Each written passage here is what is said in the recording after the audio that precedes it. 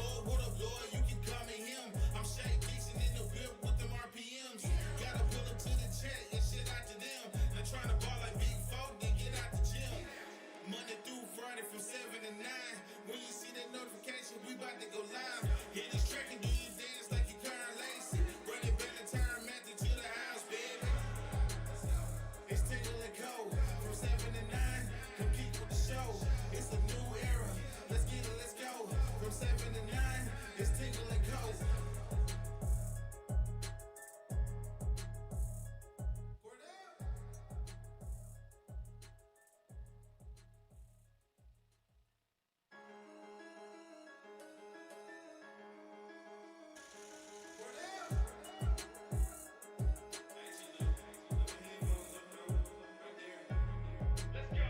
It's Tingle and Co. From 7 to 9. Come keep with the show. It's a new era. Let's get it, let's go. From 7 to 9. It's Tingle and Co. What up, Lloyd? What up, Lloyd? You can call me him. I'm Shay Dixon in the whip with them RPMs. Gotta pull up to the chat and shit out to them. Now trying to ball like Big Folk, then get out the gym. Monday through Friday from 7 to 9. When you see that notification, we about to go live. Hit this track and do you dance like you Karen Lacey. Run it back the time method to the house, baby. It's Tingle and Co. From 7 to 9. Come keep with the show. It's a new era. Let's get it, let's go. From 7 to 9. It's Tingle and Co.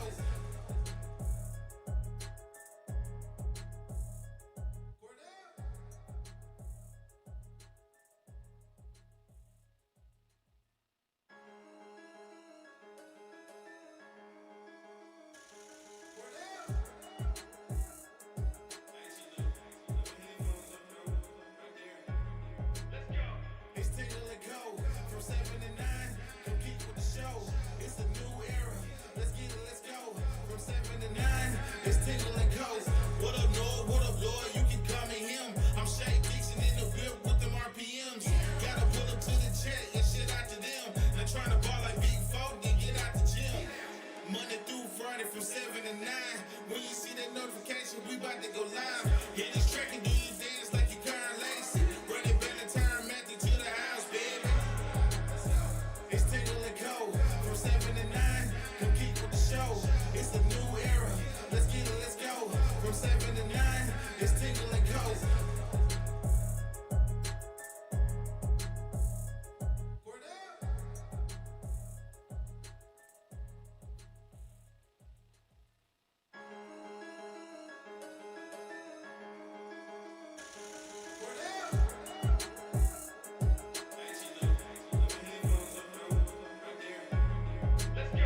It's Tingle and Co. From 7 to 9. Come keep with the show. It's a new era. Let's get it, let's go. From 7 to 9. It's Tingle and Co. What up, Lloyd? What up, Lloyd? You can call me him. I'm Shay Dixon in the whip with them RPMs. Gotta pull up to the chat and shit out to them.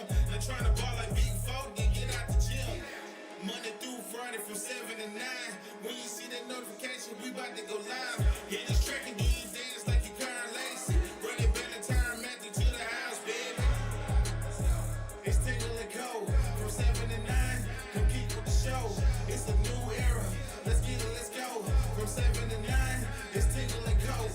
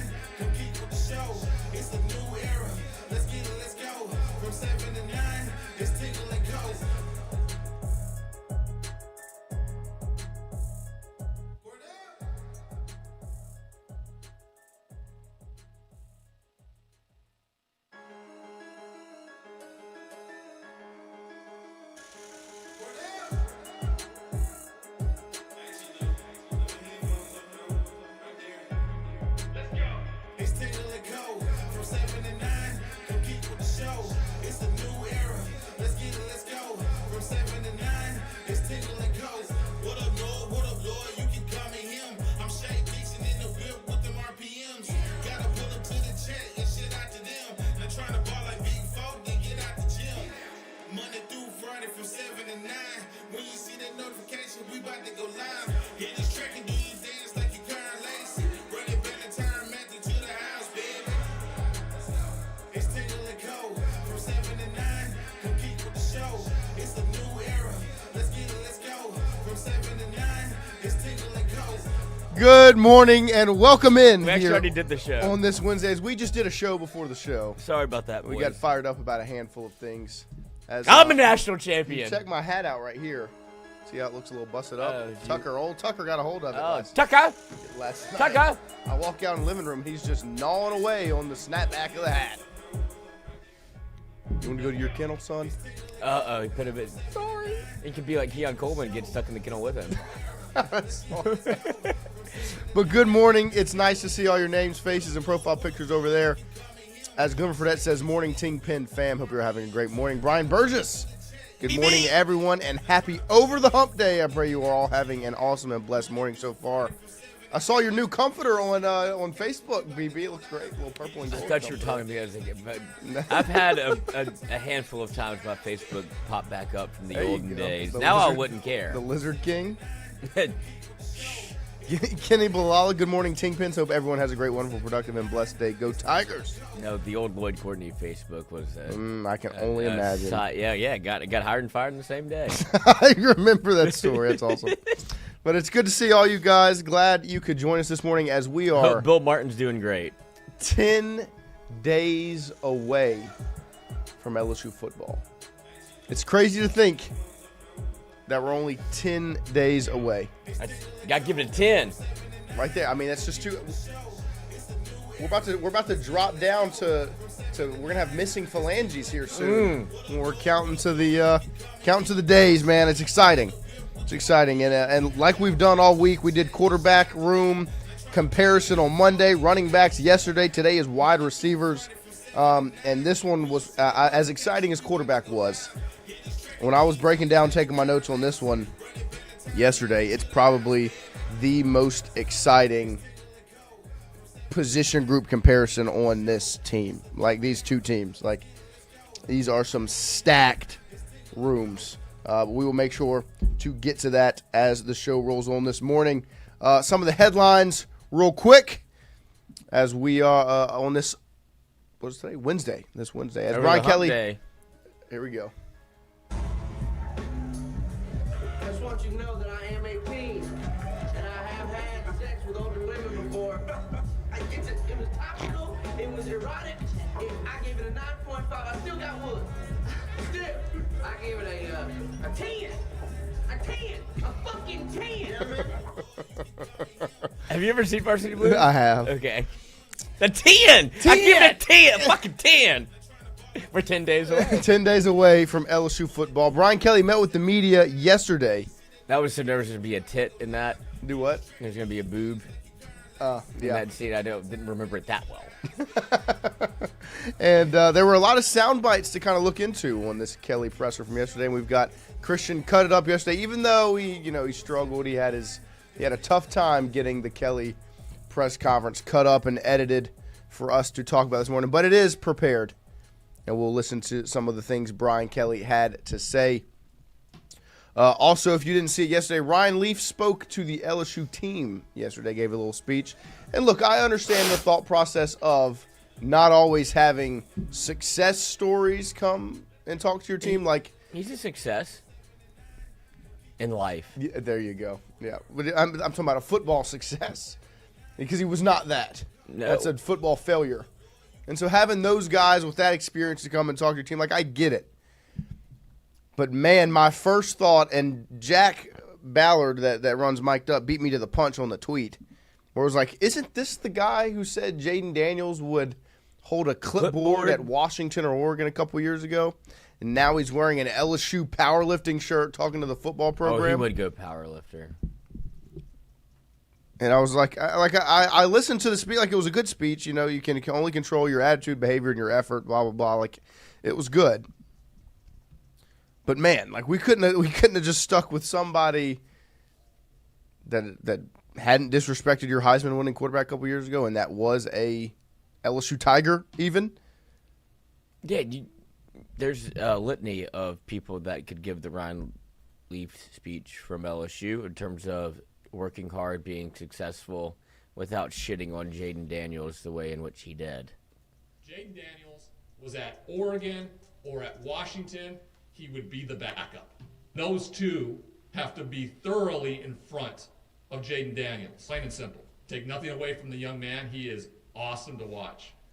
But it's just plain and simple. That's where we are at right now in terms of the Heisman conversation. If it's not simply Bo Nix and Michael Penix Jr. right now, alone at the top, I don't know exactly where else we're looking. Period. Yeah, I mean, whatever. Like, it's even dumber to listen to now. As you look he back. seems a little green in the media game. That's a green media take. Right. Like, oh, everybody's going this way, I'll go this way. Yeah, right. I mean, Well, Jaden Daniels Wrong. was inevitable, brother. Jaden won it, and then he was the best rookie quarterback out of those three in the NFL. He He doesn't made look the to be getting worse. NFC Championship game, and I don't think he's going to be taking any steps back. So I thought that was just the first thing that crossed my mind when I saw Leaf speaking to the team yesterday. I want to roll through these headlines in two claps because we got to have a lot to talk about today on this Wednesday. As Jacques Doucet will join us at the beginning of hour number 2 this morning around 8:15. So make sure you set an alarm, add a reminder. In about an hour from now, JD will be joining us. I did see posted by Rivals, Sam Spiegs and Wiltfong logged expert predictions for LSU to land a 2027 four-star quarterback with a... Did he just wake up? It looks like it. With a familiar last name and kind of a familiar face. Like, they look a lot alike. He looks like Will Campbell. He looks like... He still does. Looks, yeah, and Nuss at the same time. I mean, I'll take that mixture. I mean, it'll happen at some point. But four-star quarterback Colton Nussmeier has been predicted to land with the Tigers by Sam Spiegelman and Steve Wiltfong with a confidence level of 60%. This is interesting. This quarterback class in 27 is an interesting one to pay attention to, obviously, because you have Nussmeier's younger brother, and Garrett obviously loves LSU more than anything else in this world, I believe. And their dad is now the OC for the New Orleans Saints right down the road. And so I think, like most people expected, hey, probably the next one is, and now this one's a lefty. Colton's a lefty. Would probably be leaning towards LSU. But the other thing is that you have to remember is the top quarterback in that class is Elijah Haven right down the street at Dunham at the Dunham School in that 2027 class. And I believe Peyton Houston, the Evangel Christian Academy quarterback, is also in that 2027 class. So you've got two of the top 27 quarterbacks in your state, but you also have Colton Nussmeier, who basically feels like an in-state kid when you're talking about that class. So it'll be interesting to see kind of what the direction goes, if they take more than one or if it's just one, and which one it is. There's a lot of options, it feels like, there. As Chris Williams asked, where does he go to high school? He goes to Marcus I believe it's Marcus. That's where Nuss went out there in Texas. Did not transfer into the state of Louisiana and follow his father. In other news, LSU baseball, a little tidbit. They announced their scrimmage schedule just to make sure everyone is aware, as they will play Samford in Biloxi on November 2nd and Southeastern on November 9th. So those are back-to-back Sundays. When's the LSU-Alabama game? That Saturday, the 8th, I believe. So that Saturday, November 8th, then they play Southeastern on November 9th in Biloxi. So that's just on your way back from T-Town. I said he's going to schedule a trip for them to go. Oh, yeah. They're going to go to there, and then they're going to swing back to Biloxi, and they're going to get to live the life. The reigning College World Series champions. Smart. He is. He's very calculated. Scheduling. I was talking to Koki and Bryce Kuhn the other day. We were walking in, and we were just talking about the coaches and how they are in the media.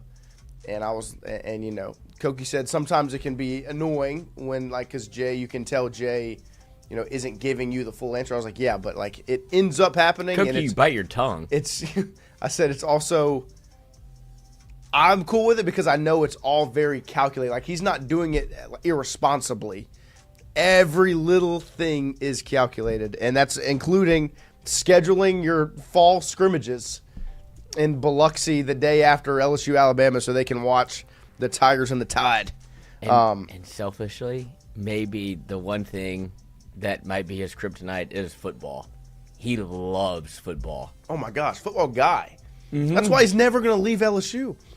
Because he's going to love, like, his favorite thing is probably recruiting visits on a Saturday night in the fall. Like, oh yeah, we'll take as many recruits in as we want right now. Let's go to the football game. We got unlimited visits, right? Let's go watch football. Let's go watch LSU Ole Miss. Recruiting at CFP 26, like, all the visits are usually by the baseball coach. Yeah. Like, you good. Thanks. No, I mean this is the same man that caught received for over 1,000 yards his junior year in high school. No, Ran only for you know. 1,000 yards his senior year. Only you are He the goes, one with this information. CMC before CMC. There you go. That is funny.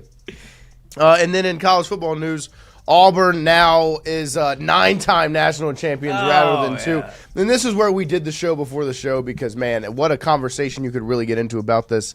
And we will as the show goes on this morning. Auburn has officially claimed some national championships as they add the 1910, 1914, 1958, and the 2004 titles to their total.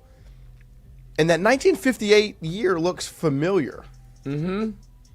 It does, doesn't I feel like it? I've seen that national play? championship before. Good luck stopping Billy Cannon. Yeah, whatever. I mean, we'll get into this as the show goes on. I don't want to get full. There's some LSU football stuff we can touch on first when we just start talking about. No, I'm not going to claim the national championship. I'm actually going to give one. You can have it. I appreciate that. Thank. Mm-hmm. Thank. USC wants the 2003 national championship. Whatever. This is my thing. I'm not going to go and complain about claiming whatever. Like, is it stupid? Yeah. I can claim whatever I want. But that doesn't mean you can have it. Right. Well, on top of that, it's just like, even if they claim it and you honor it if you're the NCAA, who cares? Nobody. I saw the tweets like LSU should go claim 1908. How about you claim 2025? That's all I care about. Right. I don't care about 19. Like, there's I'm nobody. not disrespecting the past, but like, who cares? Like Auburn, claim them all you want. What's Hugh Freeze gonna do? That's what I care about. I don't care about 1950. Like, I don't care about whatever the national championships you want to claim in 1910 and 1914. So are they going to put these up on the flags? Of like course. They're going to put it on the rafters? It's just like Alabama where they've got their 17 that are just lit.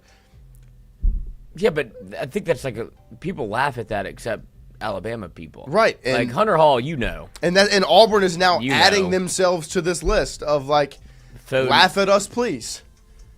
Yeah, because now they still have like half the national championships of Alabama.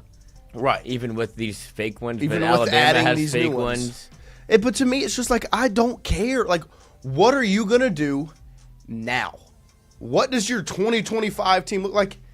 At some point, like you said it this morning before the show, at some point, 2019 is going to be 1958. Ain't nobody taking that one, At though. some point, 2003 and 2007 are going to be 1910 and 1914. Like, at some point, that's going to happen. Time exists. Like, UCF, how many people you've heard honor UCF's 2017 national championship? No one outside of UCF. Because there was a game in a college football playoff that was called the CFP National Championship game. Do you think you got snubbed getting left out? Maybe like Florida State in 2023.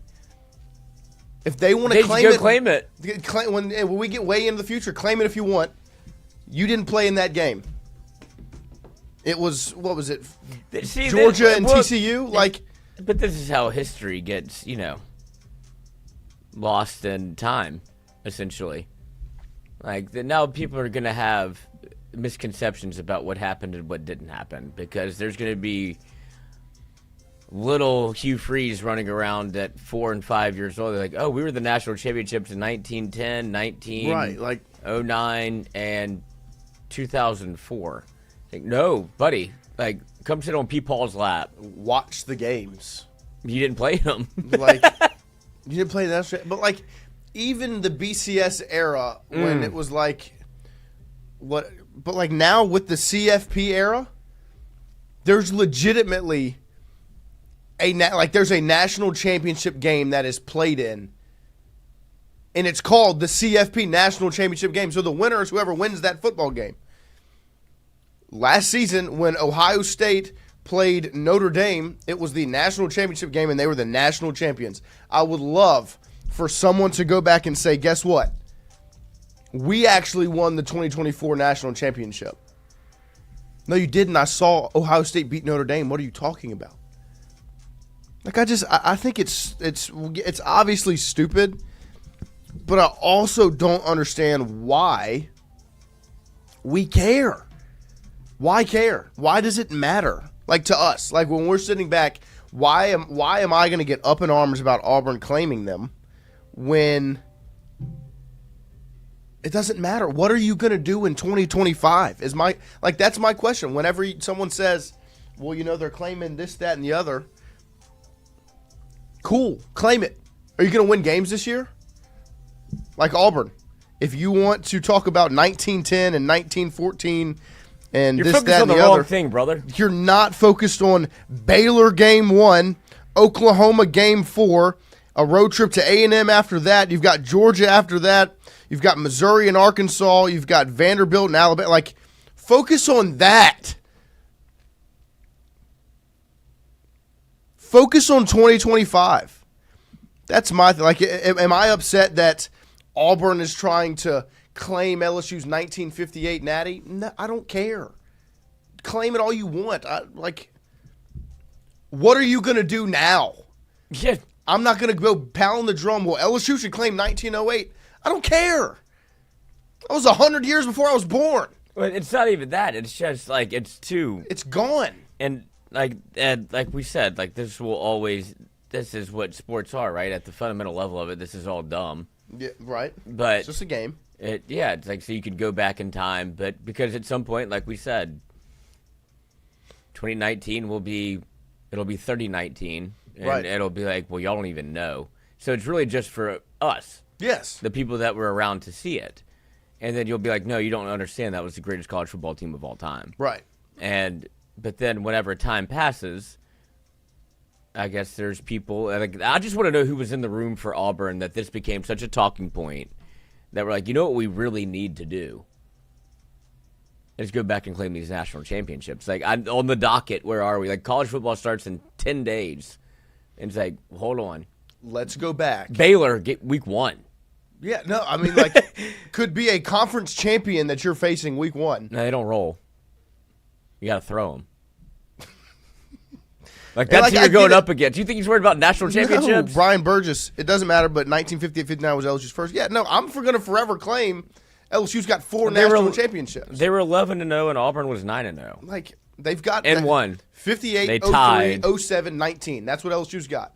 And it's been that way forever. I'm not worried about number 5 being 1908. You know what I want number 5 to be? Exactly. 2025. Like, let's live in the present. I don't understand why. Like, why do we care if Auburn claims them? Let them. They're not going to win.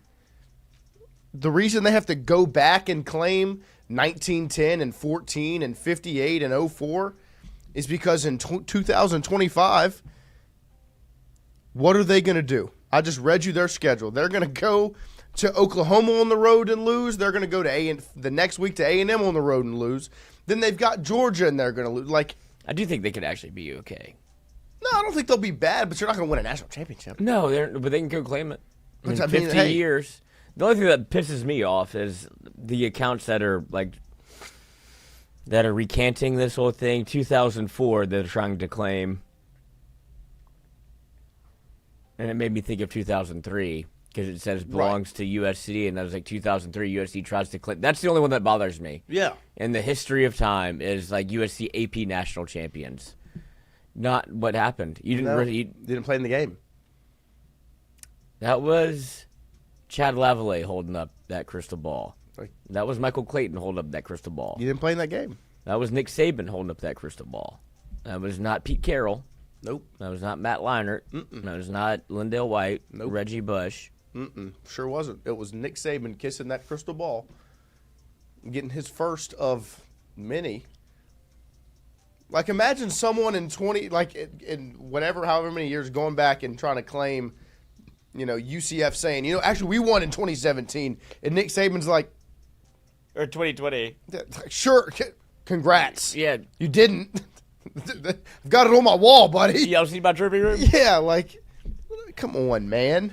We said we weren't going to do this. We did it anyway. But this is, but my whole take on this discussion will be right here. Why do I care? What are you gonna do now? Like, that's my whole thing. Like, that was my first thought when I saw it yesterday. Why does it matter? Focus on 2025. The only thing that matters is now. That's the only thing that And matters. then it won't matter in 50 years. The only thing that matters, and when we're Unless you have a flag. when we're still sitting at this desk on this microphone in 60 years. That's right.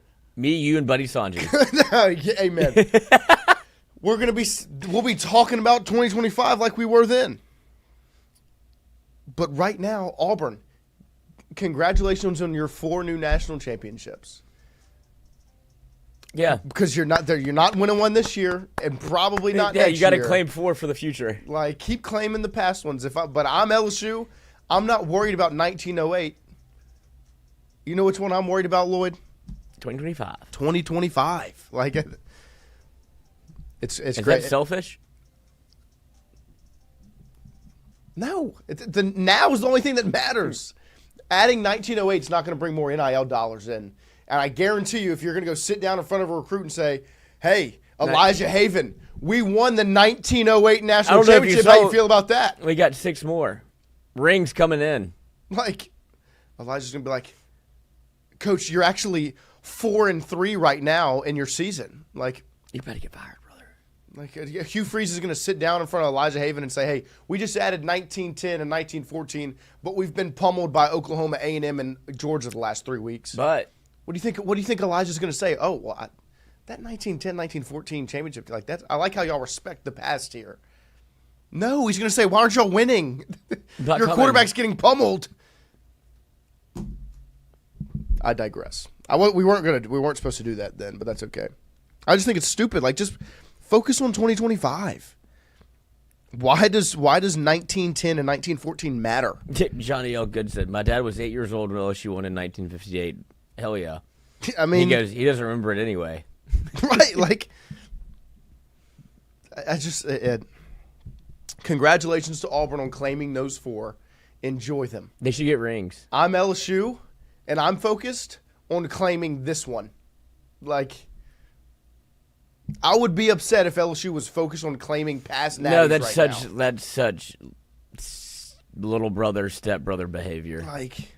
Like even for like Alabama, Auburn, just in general, it's just such a waste of breath. Truly and honestly. Into the 2 claps this morning. Justin Vincent, 2 claps, ready. LSU had a couple of preseason coaches, all SEC players. They've got 3 first-teamers, Garrett Nussmeier, first-team quarterback, Whit Weeks, first-team linebacker. And let me just say this. This made it move for me. The SEC media poll voting for the all-SEC first team had Garrett Nussmeier second team. Well, guess what the coaches thought? Guess who the coaches voted first team? I'm worried about who could possibly be the first overall pick. And then Barry and Brown, return specialist for the first team. Interesting. I'm very interested to see how they handle the return game this year because you've got a lot of options. And Xavion was good. Aaron Anderson was good. And Barry and Brown. He's going to return kicks. Yeah. It feels like. Yeah. But a far cry from Greg Clayton Legend. Jr. Legend. Put it in the rafters. Put I'll retire that. Remember that history. I'll remember that past. God. Those fair catches saved my life. Good Lord. He almost ran one back. And then second he team. returned 1 punt. I know, his whole career. Second team All-SEC, Caden Durham is the running back, Aaron Anderson wide receiver, Harold Perkins linebacker, and then Xavion Thomas is all-purpose for the second team and Hell a yeah. return specialist Gadget. for the third team. 2 claps for those 1, 2, 3, 4, 5, 6, 7 LSU Tigers ready. The preseason coaches all SEC team. Next up in the two claps, August 21st is officially Tyrann Mathieu Day. Shout out. As I saw Ross Jackson put this out yesterday. August 21st, 2025 is named Tyrann Mathieu Day by the city and the city council in celebration of his retirement, his 12-year NFL career, and his contributions to the city of New Orleans. They will have a celebration held Thursday at the mayor's office and City Hall, including a key to the city presentation. Tyrann Mathieu should have got a key to the city of New Orleans when he was born. It is New Orleans. If you aren't going to give it to him, he's going to take it. Hey, because guess what the Honey Badger does? Takes what he wants. He takes what he wants. Congratulations to Tyrann Mathieu. Very much deserved. Two claps. Ready. Salute. Next up. LSU, the clock is running, brother. Yeah, I mean, make it happen. Next up, give this one's not two claps. This is, I guess, our two thumbs down, as Josh DeBow of the AP said, Derek Carr will be part of the pregame crew for YouTube on Chiefs-Chargers opener from Brazil. Oh, gag me. Yeah. Guess what I'm not tuning into? Guess what I'm not listening to? The last thing I want to listen to is Derek Carr give us the pregame highlights. Is he going to do the prayer? What I want to look at is I want to see what the quote tweets say here. Because I would be surprised if Christian didn't quote tweet it. Hold the mayo. I feel bad for Brazil. Bappa 1000% will be on mute. Like, everyone kind of just ran. I don't think there's when you go from Tyrann Mathieu getting the key to the city of New Orleans. There's not a more loved to hated dynamic. David Carr, you get to call a game on YouTube in Brazil. Yep. And New Fold Orleans. It up. And everyone in New Orleans is saying, we're not going to listen. No. I mean, I will. Just so I can be angry. Hate watch. Yes, that's a hatewatch.com. Johnny L. Goodson, yeah, that'll be a hard skip for me. So. And Drew Brees can't get a job at a booth. Hey, give Derek Carr a shot. Why not? I mean, he gets shots his whole life. Nobody gets more opportunities. Nobody. It's impressive. Grifter. Being mid isn't that bad. It can work out for some. I feel sorry for his kids. We appreciate y'all this morning hanging out with us on this Wednesday morning. Daddy was a player. Yeah. Come on. No, he wasn't, son. I've seen your dad play. No. I know you think that. You know what you still see in the Dome? Drew Brees jerseys. Yep. You know what you don't see in the Dome and never You will? never Never saw. seen one. A car in the Dome. Was that black car jersey in the Dome? Nope. Or a white car jersey or a gold car jersey. Didn't see any of those. Saw brown paper bags when Carr was the quarterback is what I saw. Insufferable human being. But we appreciate you guys hanging out with us on this Wednesday morning. Don't forget, every single day we are brought to you by CAS Roofing and Advising. Our guy, Pierce Patterson, from over there at CAS. You see the folder right here next to me. I've knocked it over a couple of times this morning. Pierce's number is 225-910-0619. And that you give that call, you get a free inspection of your roof. If you see any grit in your driveway, if you see a shingle missing, if you see anything that looks off with your roof, or if it's just 10 plus years old and you just want to get it looked at, 225-910-0619. Dial it in your phone, give it a call, say, hey, come check it out. Pierce Patterson will hop up there, give it a look-see. If it needs help, he'll let you know. If it doesn't, he'll let you know that as well. And the cool part is, if your roof is 10 plus years old and you are within a 50-mile radius of their office there on Magnolia Bridge, guess what you get? You get put in the drawing for some LSU football home game tickets. It has to be coming up. And guess what? They play Florida at home. We should do the drawing live on the show. We should. They play South Carolina at home. But make sure you're going to play A&M at home. Go down, but make sure you are in that drawing. So if you're within a 50-mile radius. You got Florida at home. That's what I'm saying. Florida, South Carolina, could be fun. So make sure you're in that drawing. And the way you do that is if you have a 10-plus-year-old roof or older and you're within that 50-mile radius, give them a call. Get your roof checked out. Even if they don't change your roof or you don't need to file a claim or this, that, or the other. Like my guy, Chad Hodges that they checked out. His roof was fine. Still got put in the drawing. So give him a call. We appreciate our friends over at CAS Roofing and Advising. Pierce Patterson, 225-910-0619. And make sure you follow them on social media. They've been putting out some really, really good content as of late. CAS Roofing on social media. If you got grit in your driveway, Uh-huh. you'll get grit in your driveway with Pierce Patterson. Come Pull on up the now. huddle. Ready. Right. That's it. That's what it's all about. And they'll be and Pierce will be in Clemson with us. So if you're going to be in Clemson, you'll get to meet your roofer. Oklahoma drill. And hey, line up across from him. But we've got some sound from BK yesterday as he met with the media after their practice.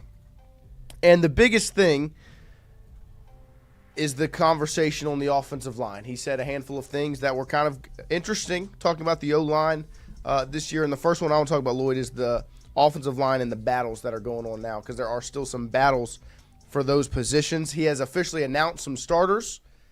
Braylon Moore is your starting center. That's been announced. Tyree Adams is your left tackle. We assumed that. And then Josh Thompson is a starter on the line. Will it be right guard? Will it be left guard? Figuring that out. Here's BK talking about the offensive line and the battles that are going on in that position group. Some of the switches this close to the game.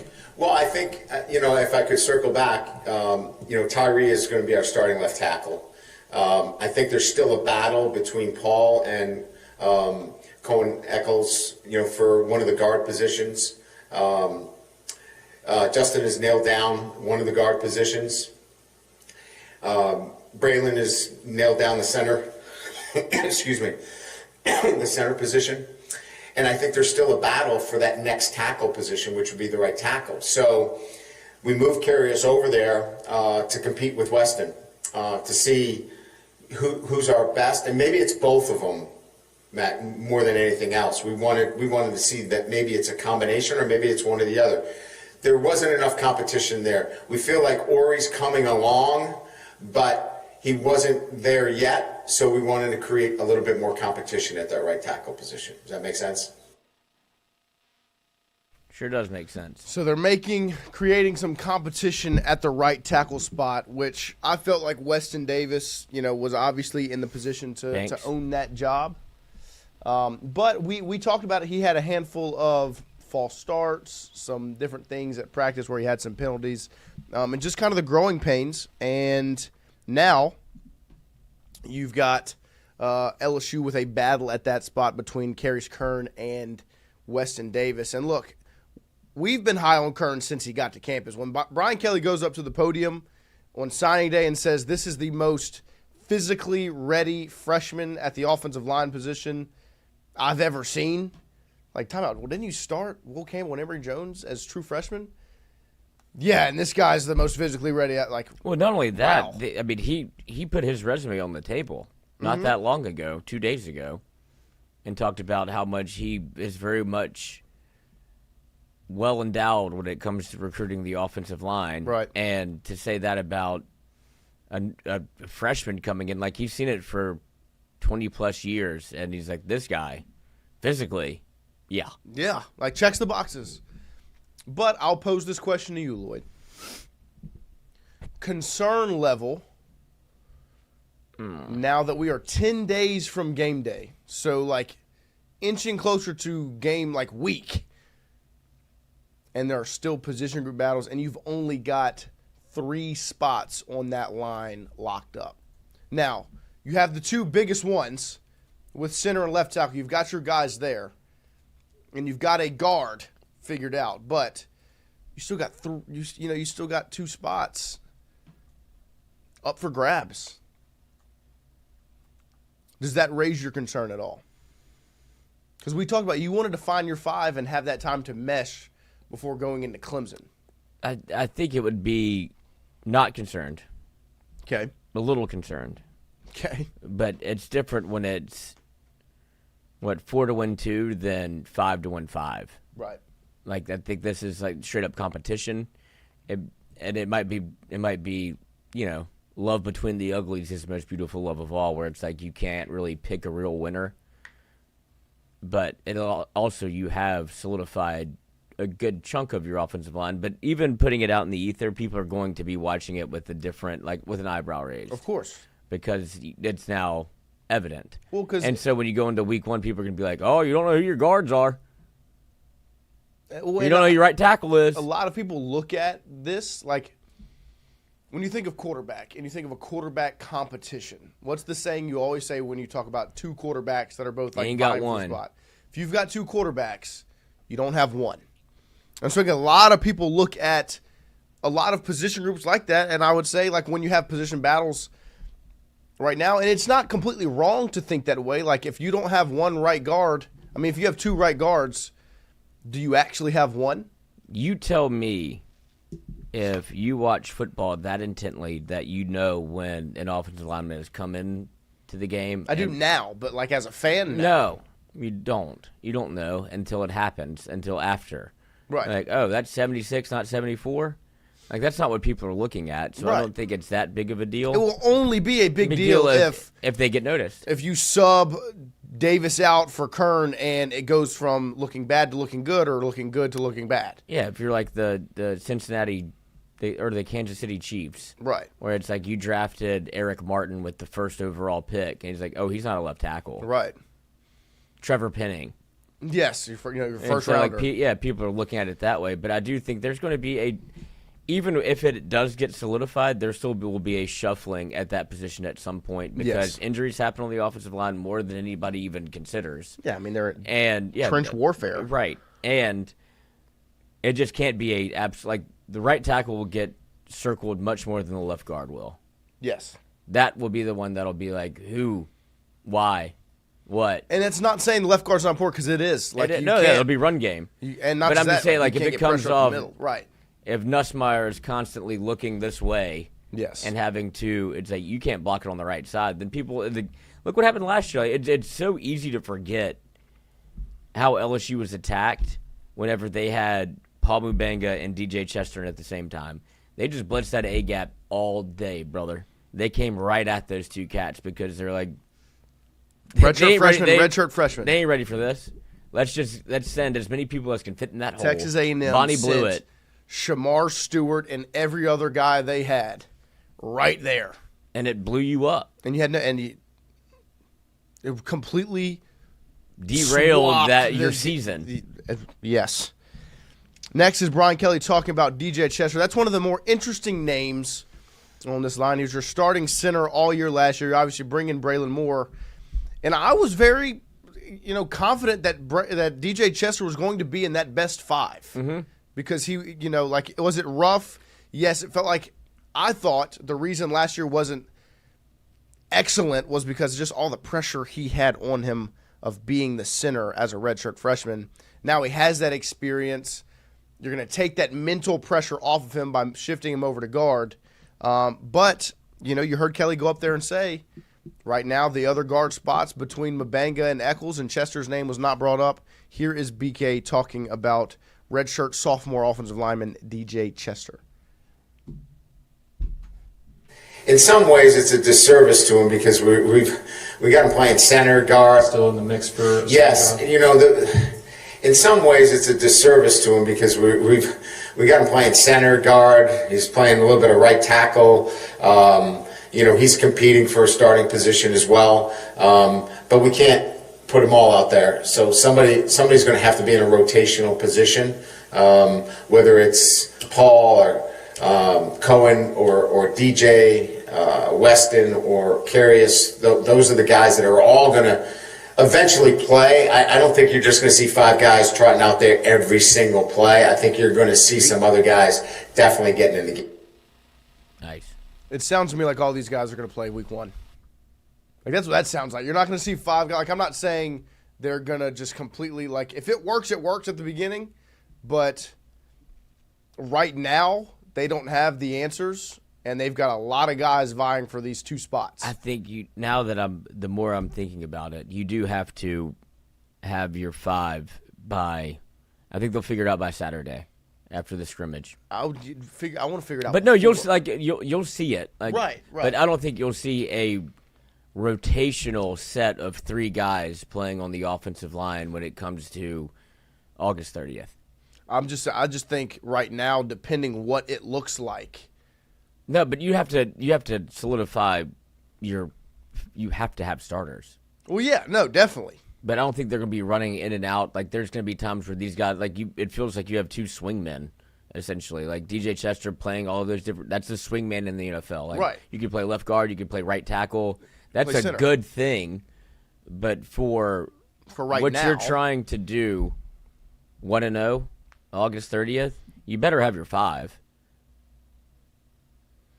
Yeah, no, I mean, like that's you can't be running that's the unfortunate rotational part. of like, oh, 2 bad reps, get him out. You don't want to. It's not practice on August 30th. Like, and that it does sound a little bit like. And that's what scares me is like hearing that and thinking, are they going to be? But Brian Kelly has also said like we feel very good about the offensive line. Right. So this could be good competition. It could be 1,000%. Competition is not always one guy's just not can't do it. taking the spot. It's can also just be 2 guys performing pretty well that you can't really decide. Like that's what the Saints are saying about their quarterback competition. Both playing great. But yeah, I just like it does instill a little bit of nerves and anxiety in me to hear we're not just going to trot 5 guys out there. Like you don't have if it would have been LA Tech week 1, Clemson week 2, or if it had been 2019 Georgia Southern week 1, Texas week 2, that's different. You can trot whoever you want out there against Tech. Like when La Tech comes to town, you can trot whatever 5, 6, 7, 8 offensive linemen you want to play. They should all get reps against the Bulldogs. That should not be the case against Clemson in week 1. So it's very, very intriguing, that discussion. Next up is the last offensive lineman clip is just BK talking about Tyree Adams. Obviously, he is a guy that has his spot solidified and very, very physically imposing of a football player. And he will be your left tackle this year. So this is BK talking about Tyree Adams and where he will be this season. Or handle that? Well, we recruited what we thought was a talented player. We recruited somebody that we felt, fit our culture. So, you start with recruiting the right guys, and then they develop naturally within your program.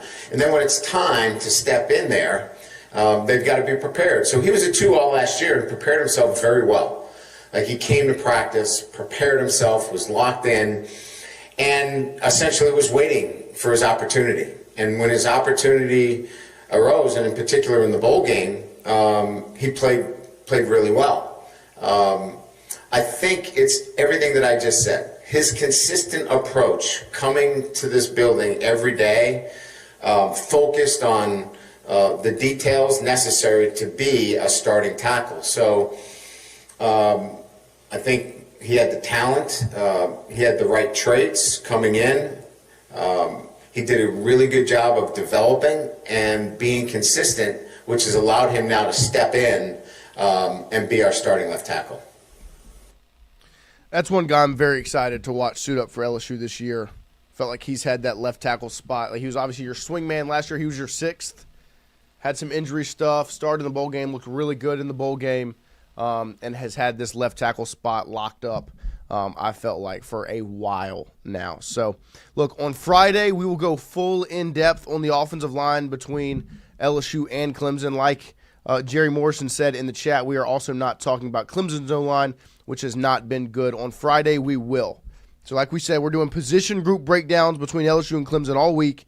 We did quarterbacks Monday. Go back and check that out if you missed it. Running backs yesterday. Check that out if you missed it today. We've got wide receivers. It'll be tight ends tomorrow and O-line on Friday, and then the defensive position rooms next week. So we will go full in-depth on both teams' offensive lines on Friday, which will probably be, like I've said, quarterbacks was really fun to talk about. Running backs was interesting. Wide receivers is going to be fun. Offensive line is probably going to be one of the most nuanced breakdowns of those position groups because of the amount of pressure and expectations and this, that, and the other. The amount of skill position talent these two teams have, there's a lot of pressure on those 5 on the line, or 6 or 7, like they said. But I want to get a couple more things that BK talked about yesterday in his press conference. I want to do the clip where it says BK talks about why this LSU team seems so close. This is one thing we've talked about consistently through spring, summer, fall. When you bring in portal guys, the number one concern, especially when you bring in 18 and a lot of them plug-and-play guys, when you bring them in, your first concern is, well, how are they going to mesh with the other guys? How is the dynamic and the morale going to work? And it seems like it's been a home run so far for LSU football. So here's BK talking about the tight-knit group that is 2025 LSU football. This team. I think the best analogy I can give you is that when your culture is established in the program and established in the sense that when you bring in new players, they adapt to your program, not the other way around. And we weren't at that point in our program where we had everybody on board rowing in the right direction. So when these guys came in, it was just like, this is the way they do it. I better get on board or I'm not going to be part of what they do. So I think it starts with having the right locker room and knowing when you can go in and bring in people from the outside into your locker room. When your locker room is right and the standards are set and everybody's held to the same level of accountability, then it's easier to do that and have them really mesh with the entire group.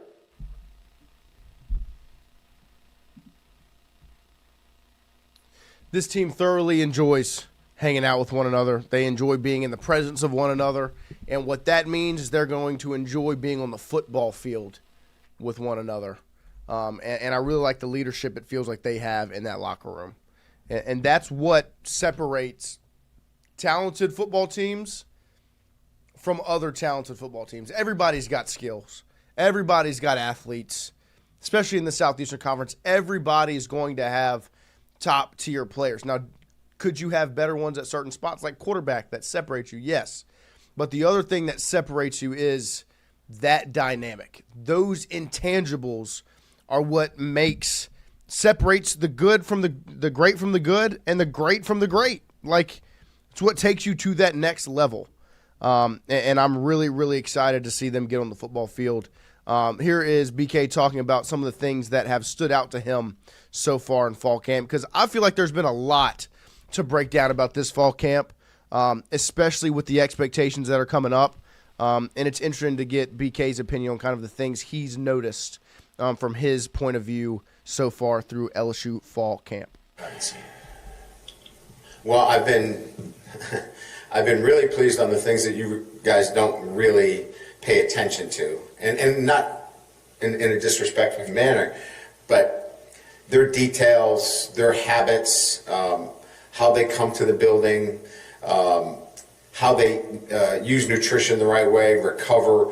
All those things are really good signs that we have a group that's mature and understands how to take care of themselves and prepare themselves for the season. I think the things that probably stood out, or the things that stand out to you, is the depth that we now have at wide receiver. I think we're seeing even more depth on the defensive side of the ball, in the back end of our defense. It is so competitive right now back there. And we really like the development of our end play. And those are all like tangible signs. The other ones you don't see unless you're here every day. But for you guys, the tangible signs would be kind of what we talked about just a few minutes ago. And that's the depth of this team and the ability to push each other and keep that competitive edge in every single practice. Yeah, I think the depth is a very, very obvious thing. When you that's the first thing you're going to notice if you go out and you watch LSU. It's like, wait, they're really rotating a lot of guys at corner and at safety and at edge rusher and at wide receiver. And they've got these tight ends that are really talented. And they've got this linebacker room that's got experience and talent and youth, and this defensive tackle room that's got these different sized and talent, like monsters. There's a depth on this team that is so very easy to see, and it's very eye-catching. But what I really like what he said are those intangible things I was just talking about. Like, when you have, as a coach, the amount of things that can be taken off your plate because of player-led, like having a player-led team is immensely important. So when BK is saying he doesn't have to worry about their preparation or their focus or these different types of things, their details and their habits, like when those are all figured out from the player's standpoint, that gives BK and his staff more time to focus on other things. Because what you don't want to do is have your coaching staff so focused on making sure these guys are in class on time and these guys are taking care of their details and wearing the right things and all the that can really add too much to the coach's plate. But what they have is players that handle those things so coaches can focus on coaching.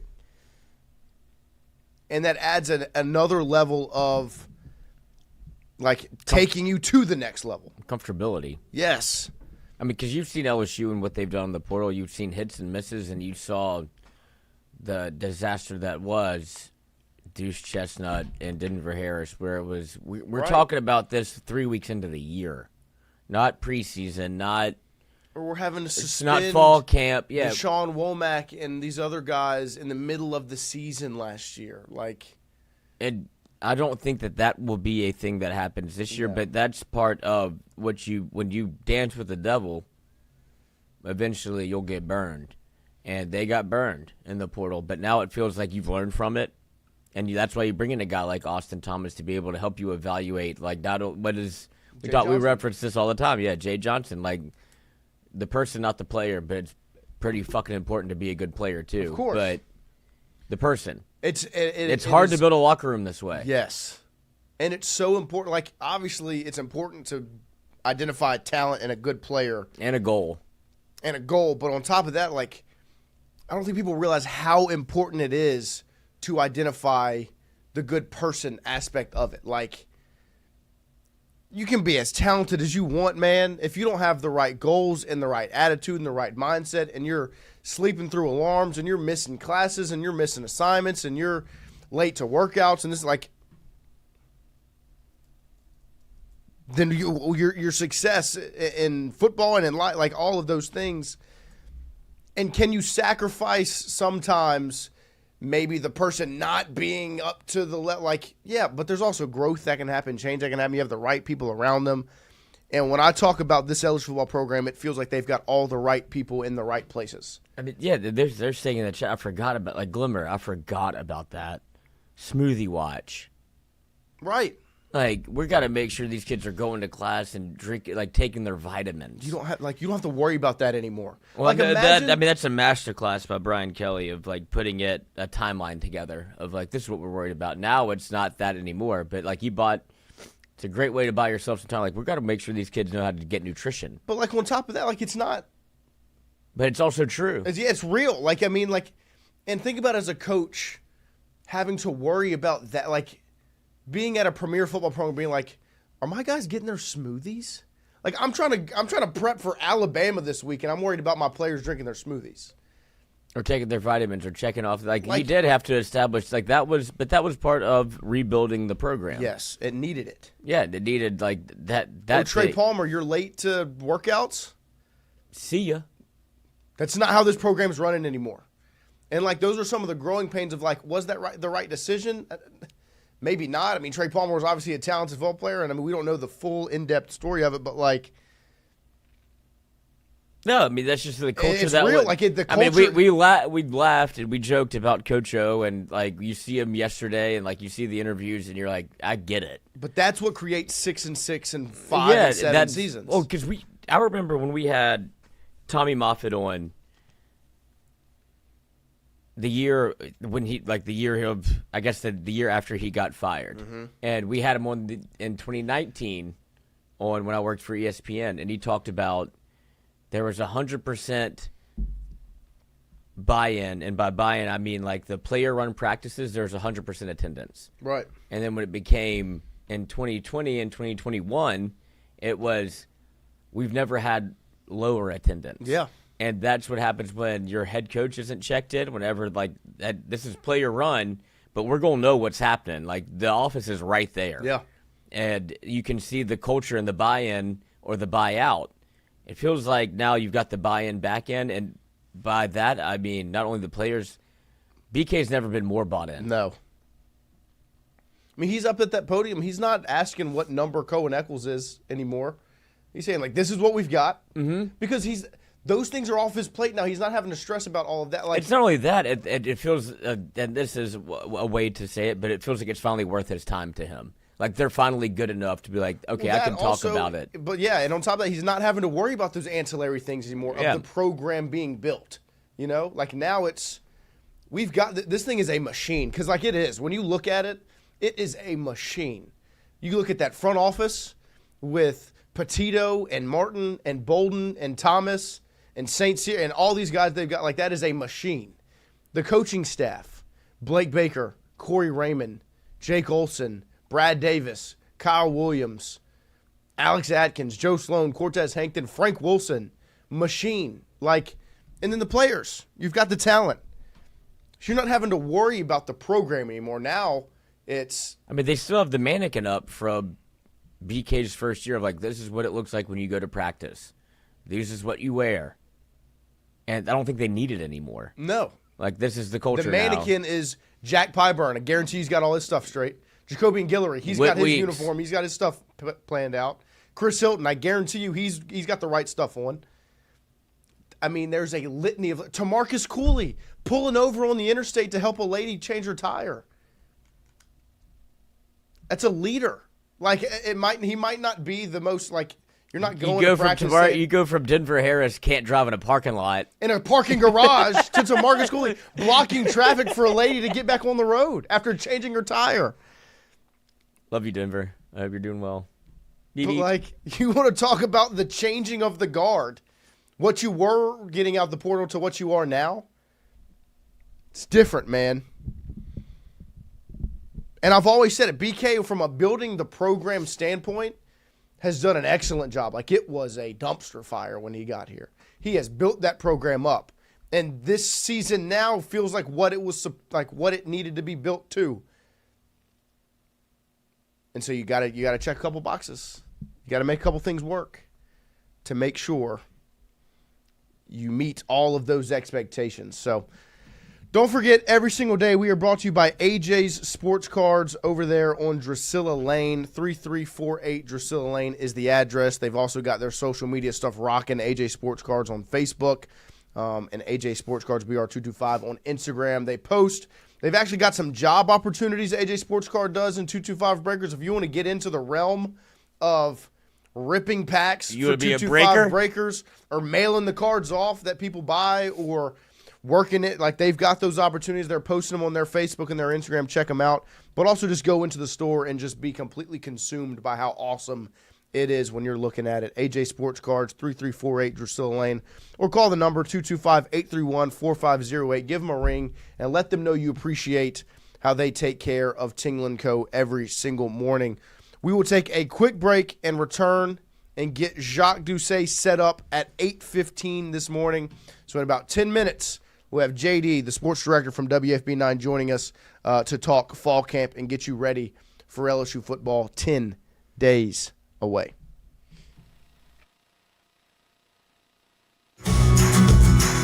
Wardos was created in honor of Alan Ward Branning III, fondly known by family and friends as Wardo.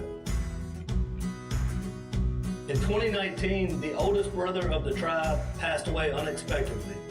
His remaining siblings and loved ones wanted to honor his memory in a special way. In 2022, Ward's family decided to combine the need for a sandwich shop in downtown Natchez with a desire to pay tribute to Ward's love of good friends, good times, and great food. Through blood, sweat, tears, and countless hours of hard work, Wardo's was born.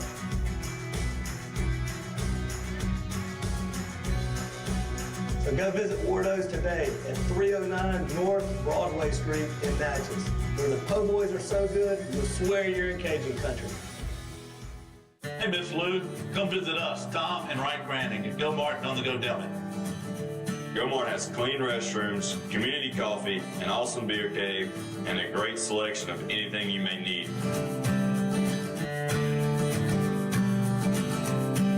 Located at the corner of Highland Boulevard and Highway 61 South in Natchez. Also stop by Wardo's Po' Boys at 309 North Broadway on the beautiful Natchez Bluff, where everyone is family.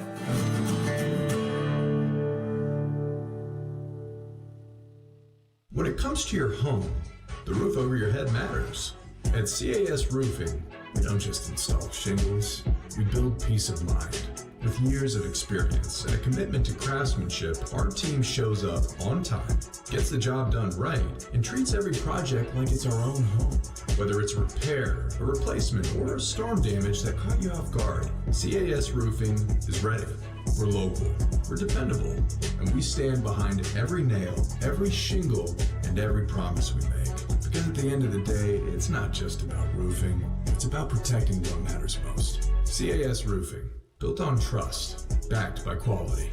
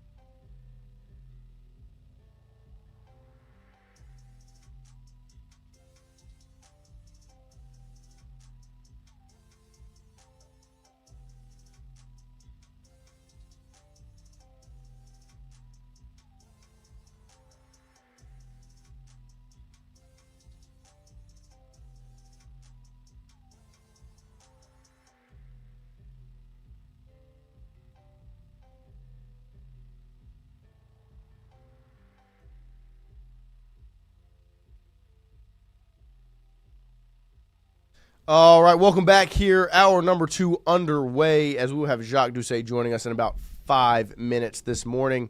A couple things I just wanted to make sure I said on the show just because so I didn't miss them. Ricky Collins was named the starter at Syracuse in the spring.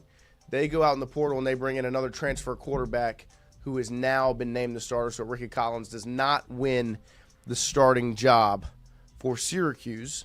But speaking of starting jobs, Walker Howard has been named the starting quarterback there at ULL. So he will be the Ragin' Cajuns starting quarterback. He was the number 3 dual threat quarterback back in 2022.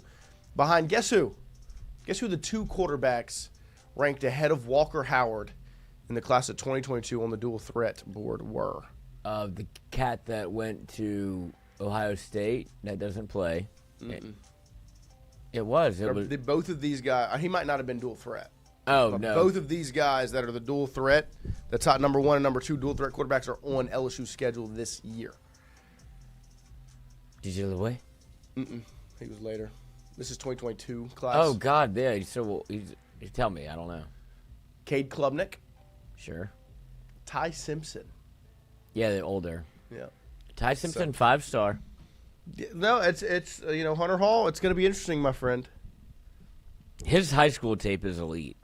And and he has some impressive tape on, from at Alabama. They were talking about him on it was Rosillo and Booger. Talking about Simpson? What were they saying? That maybe he would have talking about the dynamic between picking a quarterback, right, and why it was a tough time. Like they're trying to make the case for Ty Simpson, and obviously. The board couldn't come in and really make a change with neither one of them being his guy. And it's like sometimes Booger's he says sometimes a quarterback can win the locker room. Yeah. And it's hard for a coach to come in and make a change immediately and be like, no, it's like, well, what are you doing? That's our guy. And so that's why he kind of rode. That's what they're saying. That's why he rode with Milroe last year. But then at the other side of it, making a case against Ty Simpson, the Duncanville quarterback, Russell? Keelan Russell. And he's like, that's DeBoer's guy. Like, that's a different dynamic of don't be surprised if you see him at some point this year if Ty Simpson can't figure it out. I went out, I identified that talent. That's my recruit. My home, like, and it's Lagway and Mertz last year. I know Mertz was a portal guy, but like that's kind of Napier. Like that's where Napier was of like, am I going to play the veteran that I got out of the portal, or like I'm just going to get my guy on the field? That's like my job is tethered to him. It saved his job. Right, like that. I mean, and now Florida thinks they're going to win 10 games. Right, like the script has been flipped. Yes, and I always thought Napier was a good coach. I liked him. I still do. Yeah. Like, it's fine, but that's a tough place to go and win. But yeah, it's exactly that. It's like, I'm not really trying to do this with Graham Mertz. Like, I don't know him from Sunday. Like Lagway, I watched. Why? I personally want him on the field. I went out and got Mertz out of necessity of needing a guy. And Mertz, like, concussed ankle, knee. You're not. He couldn't stay on the field. Wait, because the game was too big for him. Yeah. Number 15. Yeah, if you get embarrassed about LSU at number 7, look at Florida at number 15. I don't even know why that's a thing. It's the starting quarterback. Every starting quarterback. It's a perfect. But it's not every starting quarterback. Like, they only do it every here and there. It's like a bit like 18 or 7. But But you do that. LSU almost does that essentially every year. Like, they're selecting one to wear those numbers. Like, they went from Tebow to everybody after that. Every starting quarterback pretty much after that is worn 15. Like, if you go back and look at it, like, it took a second, but that's kind of what they. But like, Trask didn't wear it. Felipe Franks didn't wear it. Will Greer didn't wear it. Who was the coach before Napier? What's his name? Mullen. Yeah, I think Dan Mullen did it, and then they kind of kept it Richardson's going. the only one I can think. Emory Jones didn't wear it. It went from Richardson to Trask to, I'd imagine. Trask wore 11. It went from Richardson to Mertz, and I guess it's like their leader. But that's what I'm saying. Like, it should just be not worn. Because I just don't feel like I've seen them wear 15 enough to be like they're doing that out of like respect for the starter. Like, I just feel like you should have shut that down after Tebow left. Or do it like an 18 or a 7, but it feels like they just kind of throw it around to like who we think should be the next guy. Mertz wore 15 at where did he come from? Wisconsin? It was like, well, yes, he can wear it if he wants. Like, no, he shouldn't be able to. Don't let him. Don't let him wear 15. It'll be like, Nussmeier's pretty good coming in. Let's throw him in 9. Just give your starting quarterback whatever number. We're going to have Jacques Doucet join us here to get our number 2 rolling through on this Wednesday morning as we are 10 days away from LSU football kickoff. And everyone loves this segment. Every Wednesday we have Jacques Doucet, the sports director over at WFB9. Join us. JD, good morning. Thank you for joining us. Good morning, Noah. How you juvenile delinquents doing today? Oh, we're doing well. How are you? Escaping juvie. Oh, just trying to stay young, you know. Nothing wrong with being a delinquent. I'd make a Beavis and Butthead reference, but that was over 30 years ago, so your audience wouldn't get that.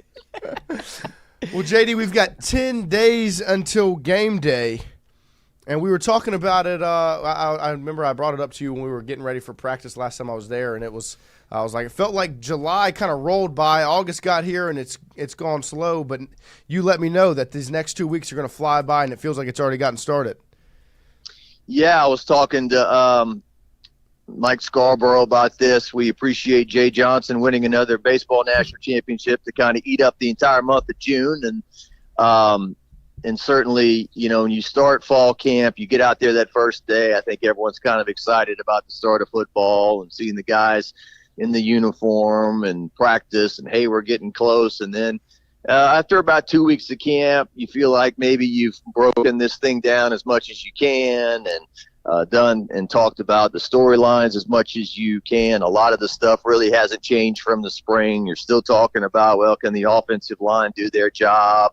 Will the defense be better? Will the secondary be better? And now I think, I think they've got something scheduled in Tiger Stadium Saturday. I don't think that's going to be a head knocker or anything. That'll be more of an event for some boosters and some parents and everything.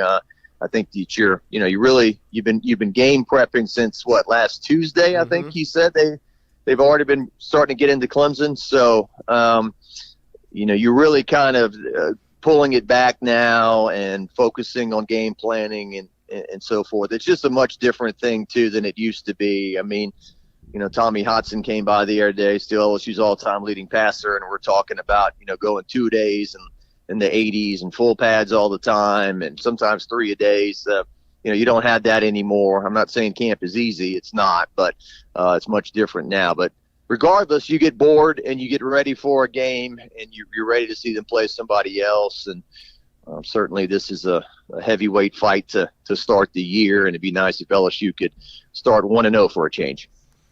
I want to ask you about some of the new faces on the roster this season. Not really their play, but more of I saw the post the other day about Tamarcus Cooley stopping and helping out in traffic, helping Lady change her tire and, helping her get back on the road and all those things. And it really feels like, kind of like Jay Johnson has said with the baseball programs, they didn't just recruit the player. They went out and identified good people to bring into their program to help lead and meet the expectations this season. And I feel like we've seen throughout spring, summer, and fall, these guys they've brought in through the portal have really just kind of meshed so easily, and not only have kind of blended in, but also excelled in taking upon leadership roles, whether it's Pyburn or Sharp or Anderson, and go down the list.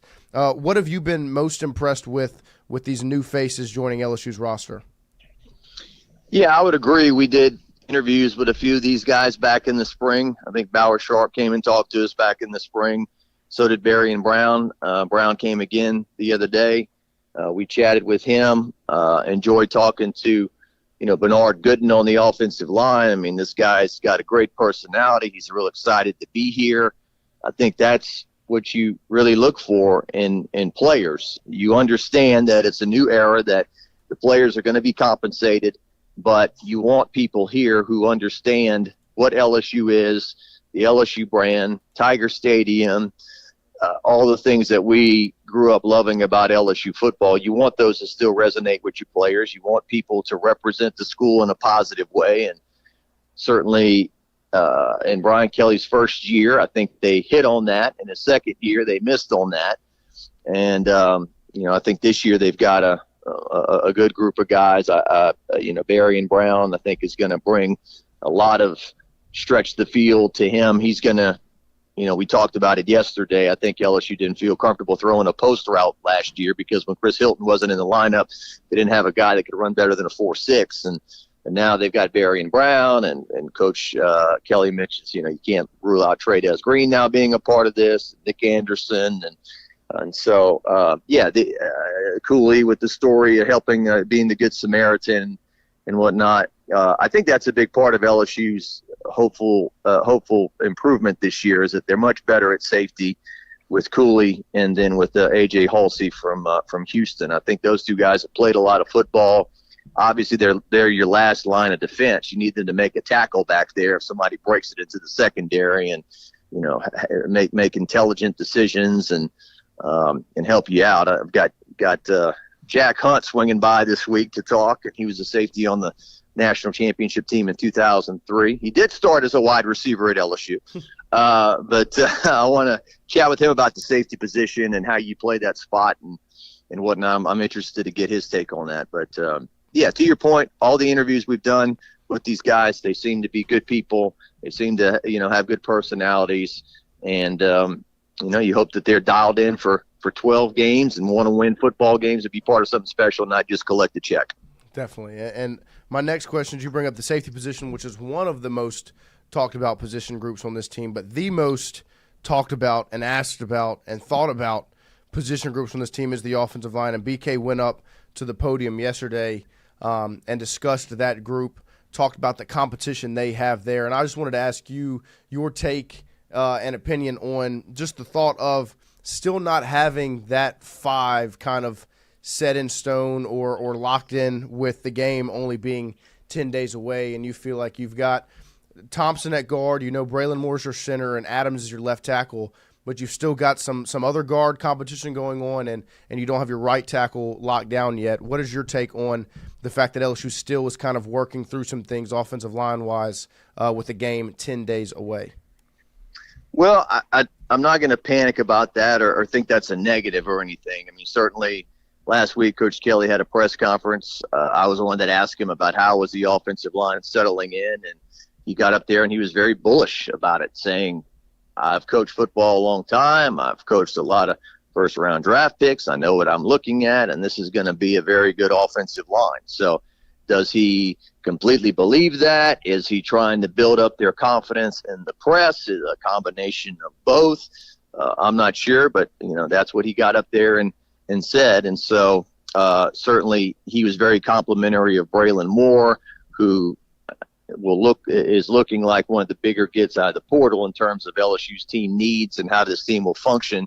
To put him at center, he says, it all starts with your center, who's the quarterback of the offensive line, and everything falls into place behind him. And so Tyree Adams at the left tackle spot, Josh Thompson from Northwestern, not the one in Natchitoches, the one in Chicago, he's got another spot. And so I guess you've got two spots up in the air competition still.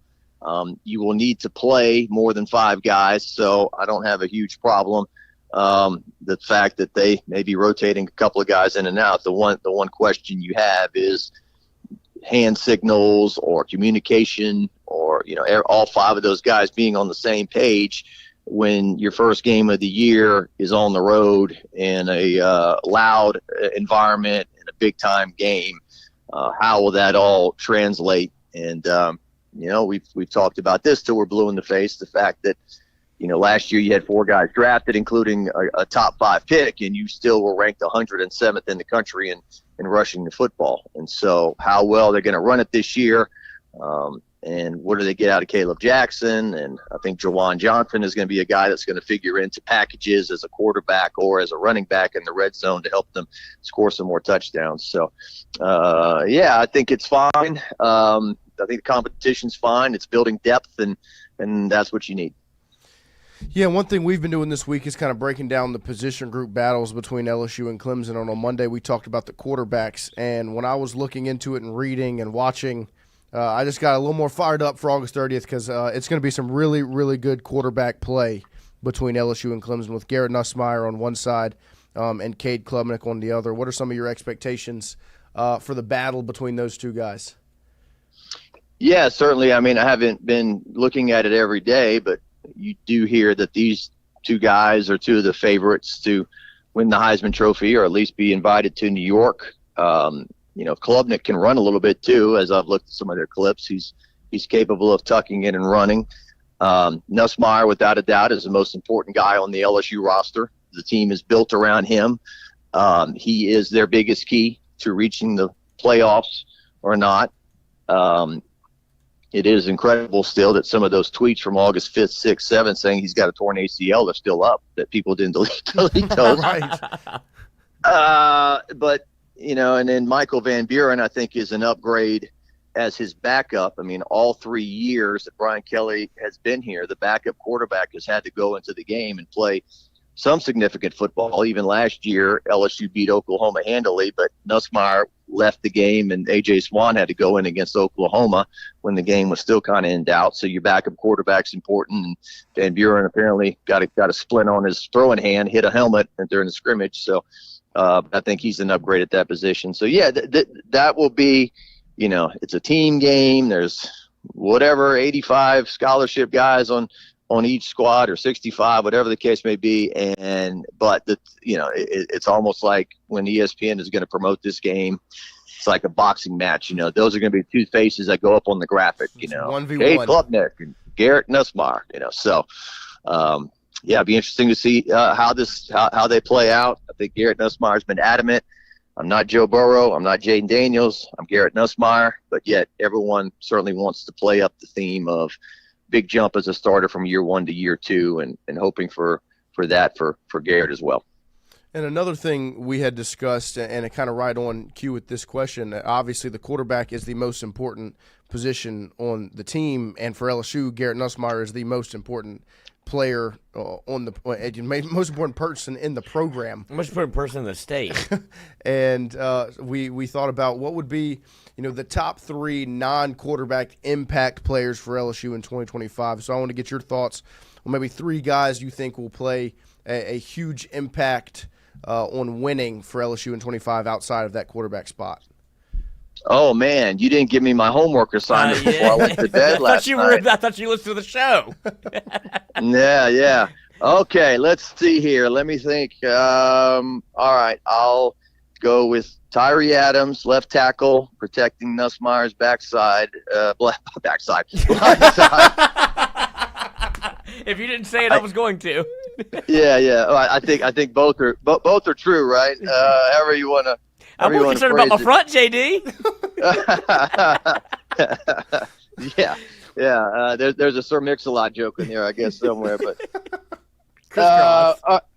let's see. Besides that, I'll go with Halsey in the secondary at safety. And let's see here. I think the wide receivers are all so good that I can't pick one of them.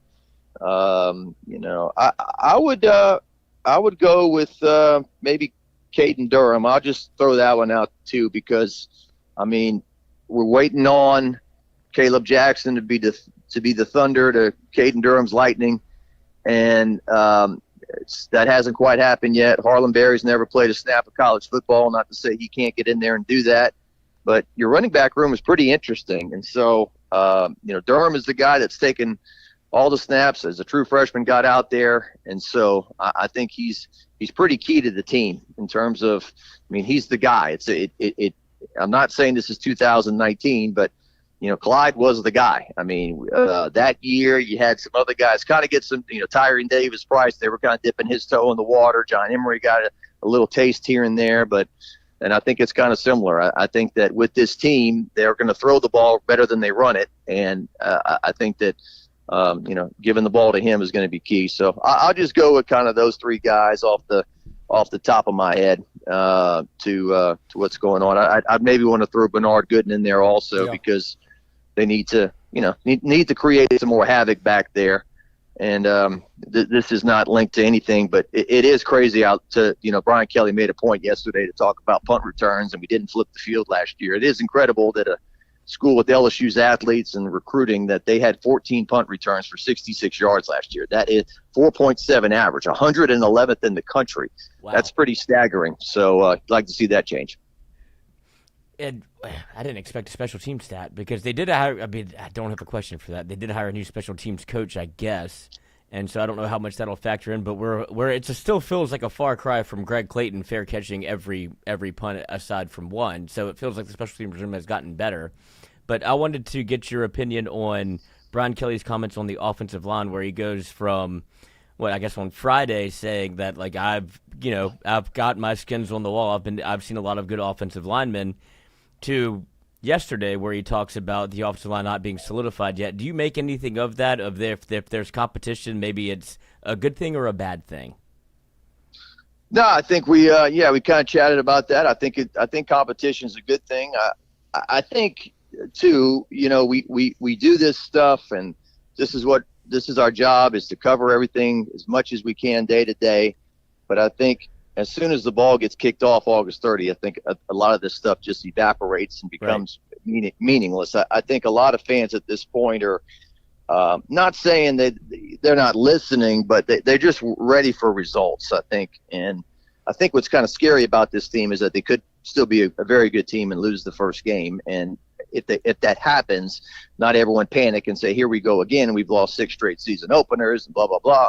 And hopefully they go in there and win it and take it. But, I don't know if I thought he was speaking out of both sides of his mouth or anything like that. No. I was a bit surprised, though, that some of those positions maybe were a bit up in the air, but maybe I shouldn't be. I don't know. But maybe I'm surprised that that he admitted that 3 were locked down already. I don't know, but yeah, we're 10 days away. You kind of want to go with your 5. Do you think that we see a rotation on the offensive line going into Clemson? Like, do you think you'll see more than the 5?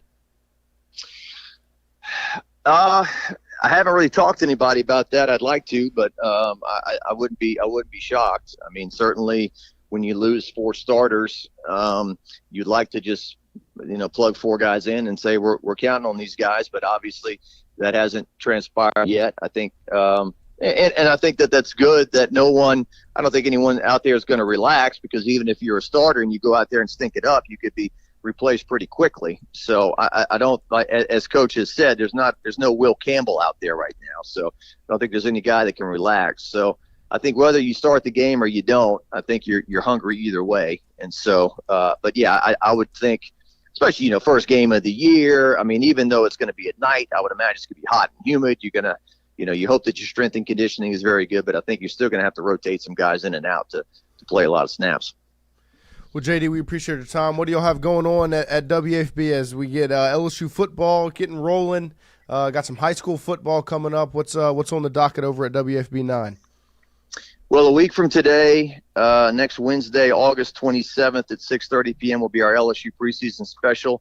It's called It's Time, and that refers to a lot of different things, but I think just the fact that it's time for them to make a playoff and make a push.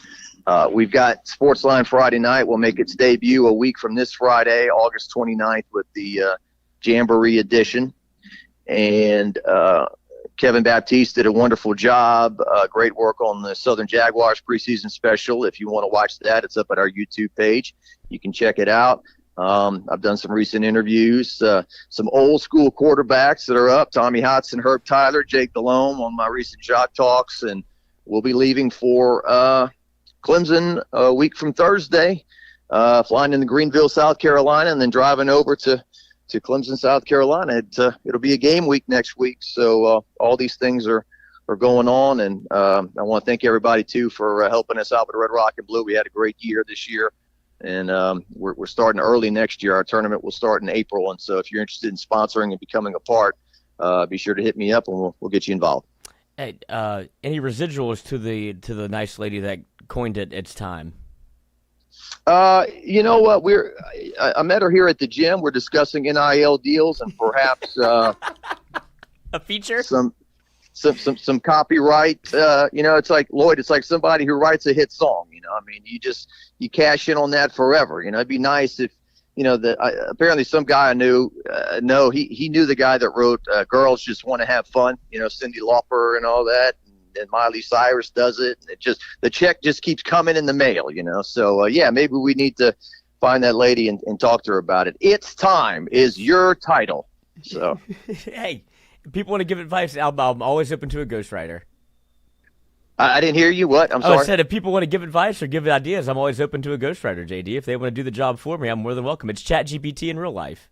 Yeah, man. Yeah, your brain is an open canvas, whatever you want to paint on there, go ahead. There was a story, the Twilight Zone, that TV show years back. Apparently that guy, I forgot his name, Sterling or whatever, he would go around the country and he would talk to college students and he would say, do you have a great idea? Would you have a script? And they would say, they would write something and they'd be so flattered that he would read it and he'd just take it and then put it on the air, and those kids never saw a dime. So what happens? It's the original intern.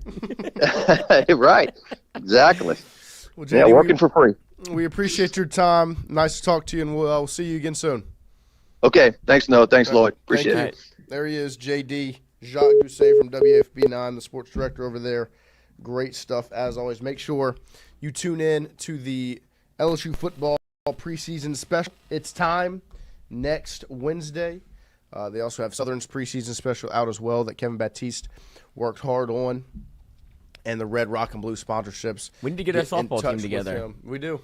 We put a team together, maybe even a sponsor. Get that logo up in the up on the outfield. Get a guest spot if you hit a home run over the Tingle & Co. sign. Oh. There you go. But appreciate JD joining us and all of the insight. I guess we have 3. What do you need, 11? 9? 1, 2, 3, 4, 5, 6, 7, 8, I mean, 9. the tournament we did, like the one I just played in, it was 10. You needed 6 guys, 4 girls. Well, I think we could just go. I don't think there's a co-ed. Co-ed. I think we should just go 9 guys. 9. 9 men. 9 men. 9 angry men. The Tingle & Co. softball team documentary title. It's time It's time. to Tingle and Co. Tingle & Co. LSU versus Clemson wide receiver breakdown. Tell you what, we had a lot to talk about this morning, so we really didn't get into the position group discussion. I'll do a quick one, which I feel like might be doing a disservice to these rooms, because these are probably the two, I would say, wide receiver and D-tackle or D-line on both teams are the two strengths outside of quarterback. LSU wide receivers I listed: Aaron Anderson, Chris Hilton, Nick Anderson, Berrien Brown, Xavion Thomas, Destin Hill, Kyle Parker, Jelani Watkins, Kylan Billiot, Teron Francis, Phillip Wright. And then I've got Watkins, Billiot, those are redshirt freshmen. Francis, Wright, those are true freshmen. To me, LSU is going to have a strong rotation of 7. Anderson, Hilton, Anderson, Brown, Thomas, Hill, Parker. Those 7 will be the strongest rotation. And for Clemson, they've got Antonio Williams, Bryant Wesco Jr., T.J. Moore, Cole Turner, Tristan Smith, Juju Preston, Tyler Brown, Mizzen Kelly, and Parker Fulgham. Some of the stats on those gentlemen last season. So Nick Anderson's last time playing was 2023. He had 38 catches, 798 yards, and 10 touchdowns. Obviously, Aaron Anderson and Antonio Williams are the highlight guys. Those are the marquee names. And honestly, funny enough, they kind of remind me of one another. There's a lot of similarities. Like when I between these went two back teams. and watched Antonio Williams' film, it's like they use him a lot like Aaron Anderson, where he's getting these quick hitters over the middle of the field. He's got the same kind of short to intermediate route tree.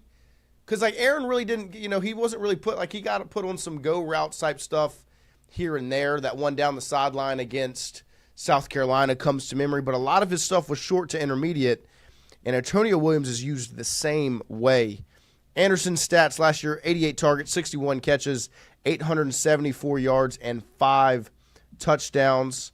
Antonio Williams, his stats were somewhat similar, but really the similarities to me between those two was in the film. Like, if you turn on and you watch Antonio Williams play, he's a little bit taller than Aaron. Aaron's 5'8", 188 on the measurables. And Williams is 5'11", 190. So he's got, about 2-3 inches of height over Anderson. But similar play style. They both can be outside or the slot, but they're both pretty dominant in the slot. A good route tree. They've got great hands. And to me, the word I put next to both Aaron Anderson and Antonio Williams is instincts. Like when they get the ball in their hands, they have such good instincts on how to make a play happen. Last year, Williams had 75 catches, 908 yards, 11 touchdowns. So he was obviously their go-to guy last year, and I don't see that changing, except the guy that really caught my eye in that Clemson room was Bryant Wesco Jr., true freshman. He was a 4-ish, 5-star coming out of high school, depending on the different outlets. 6'2", 190. He's an outside receiver. Last year as a true freshman, 41 catches, 707 yards, and 5 touchdowns. And, man, when I watched his film yesterday, 17.3 yards per catch with at least 40 catches, which is the best since T. Higgins. He's the 8th-ranked wide receiver in college football on Pro Football Focus. And when he gets the football in his hands, it's impressive. So as good as Antonio Williams is, and he's the guy, he's going to be the focus, my biggest concern is the 6'2", 180 true sophomore Bryant Wesco Jr. on this Clemson team. And he's not as proven, but, last year, 41 grabs, 700 yards, 5 touchdowns. And he's going to line up on the outside, likely be matched up. Like, I would assume he'll be matched up with Mansour Delane out there on the outside. This is their, if it were LSU, this would be like the Chris Hilton. Yes. Like, you could be an absolute X factor, but it's more of you have to circle him because of what he brings to the table. No, he is, when you watch, I'd suggest everyone turn the film on and watch number 12 from Clemson last season. He was legit. And like I went into this expecting to be kind of not blown away, but like mostly impressed with Antonio Williams because he's the guy, you know. This Wesco Jr. cat, the talent jumps off the screen. Like when you can just see sometimes when you're watching a football player and be like, man, he's a little bit different than the other guys on the field. Mm-hmm. That's what I felt like when I was watching him. And Chris Hilton, like Lloyd said, kind of lied that they both have very good speed. They're a deep threat. And to me, Chris Hilton for LSU and Wesco Jr. for Clemson both have the highest ceiling at the wide receiver position on the team. Like for LSU, Chris Hilton has the highest ceiling of any player because you can line him up outside, inside. He can run a dig route, a drag route, a go route, a post route. Like he can do everything, and his talent. And they both are so talented when they get the ball in their hands. Very, very similar. Next up for LSU, this is their change. We talked about a change of pace back with Caleb Jackson. This is their change of pace receiver. Nick Anderson. You go from Aaron Anderson, 5'8", 188. You have Chris Hilton, 6 foot, 190. You've got Berrien Brown, 5'11", 185. Xavier Thomas, 5'10", 192. Destin Hill, 6'1", 197. Kyle Parker, 5'11", 195. Then you've got Nick Anderson, 6'4", 208. So this is your change of pace receiver. You needed that true X, big body, strong, red zone threat type of guy. But he's not just a big film. He's got good speed. But to me, his physicality is what jumped off the screen. He was battling through press coverage, battling through physical coverage through the route. And I thought that was somewhat similar to Nick Anderson and what he is for LSU. And then next up, Berrien Brown, Xavier Thomas, I kind of have meshed together, but they are different. I put gadget in all caps next to both of those guys because they're going to be used everywhere. Berrien Brown, speed, he's sub 4.3. He can play anywhere on the football field. He can play in the backfield. He can play slot. He can play outside. Can play anywhere. And then Xavier Thomas, gadget, I put gamer in all caps. He's looked really good through fall camp. He's got good speed. He's been very, very impressive from a route running standpoint. And physically looks a little bit different. And so I think as much as they can kind of be grouped together, Xavier and Berrien, because they're both those all-purpose return specialist type of guys, I think they both have kind of shown they are wide receivers as well. Yep. And have been impressive through fall camp at this point. And they're not exactly the same. Like Berrien Brown, 5'11", 185. Xavier's 5'10", 192. So he's got a little more meat on his bones. Not quite as blazing fast as Berrien Brown is. But I think LSU's going to use the hell out of both of them. Like, you're going to be in the backfield. You're going to get a tunnel screen. You're going to get an end around, a jet sweep, a quick out, all the RPO stuff. Like, and they might even get handoffs. Like, yeah, they should. You're going to use them everywhere. Next up for Clemson would be their guy Cole Turner. I put in all caps. Stereotype next to him, because he is a shorter. He's 6'1", 185, not a big, imposing. He's a white wide receiver. I was about to say he must be a white. And he is he's Braxton Berrios, like that. He's what you expect. He's Julian Edelman, except he is a little bit faster. He's got wheels. Like every time he caught the ball, they're like, "There's the speedster." Like, I think it's just kind of more impressive because he's white that he's running that fast. Well, yeah, Clemson's got they'll always have a hunter in for him. Yes, and that's who he is. That guy. He's a gadget guy for them as well. They do end arounds. He gets in the backfield. They run the tunnel screens for him, the shovel passes. He is talented. He's a redshirt sophomore. I don't know how much they'll use him with the talent they have with Williams, Wesco, and Moore. But he is their gadget type guy. Destin Hill is the next LSU wide receiver, 6'1", 197. Put together in all caps is what I put, because he is physically imposing. He's been impressive so far through fall camp. He's an explosive athlete. He does have an injury history. Same thing with Nick Anderson and Chris Hilton as well. That would be my only lingering thing with this LSU wide receiver room, is you have seen an injury history with a lot of these guys. But Destin Hill on LSU's roster is the one I put. I was not familiar with your game, my friend, because I didn't know exactly what LSU was going to get out of him going into fall camp. He's the transfer that kind of went under the radar. But, I mean, he's an Edna Carr Cougar. I mean, what do you expect? Well, just because of the additions of Nick Anderson, Berrien Brown, and then it was like throw in Destin Hill. It's like the a piece to be named later in a trade, and then you're like, wait, hold on. And whenever Shea Dixon speaks, I listen. And Shea Dixon was like, y'all don't know. Like, I don't think y'all remember Destin Hill because it's been a long time coming for him to be playing college football again. And what he did at Edna Carr deserved all of the clout that he got going to get offers from every D1 program in the country. And to finally get his off-the-field stuff settled, get his health settled, he could be an impact player for LSU that nobody really saw coming. Yeah, no, I mean, like when we got to fall camp day one, he was making plays. And I was like, okay. He had as in no way, shape, or form out of his league. No, not at all. Like, he's not out of his He's depth. not just at LSU because he went to Carr. Right. Or because he's from New Orleans. They didn't just bring back the hometown guy just to bring back the hometown guy. They brought him back because he is talented. There's a chance he could make an impact. Because I do, like, the one thing that concerns me with Nick Anderson is his health. Yep. Because we've seen it. Like, it's something that he came into camp with. He sat out nearly, all of last year. Played one game, I think. And that could be a portal thing, but then you see him at LSU, and it's still like a little hitch in the giddy up. He got in the fender bender. Right. Before. And so it's and these are all things that we just say because, like, you have Nick Anderson, whenever he is out there, and Nick Anderson at 100% is a game changer. But to have the ability to replace him with somebody like Destin Hill is an absolute luxury. But I do think you'll see Destin Hill on the field. Right. Like, that's what I want to ask you. Aaron Anderson led the team in catches last year with, 68? Let me double-check his statistics. I have it right here. Yeah, I've got 61. 61 receptions.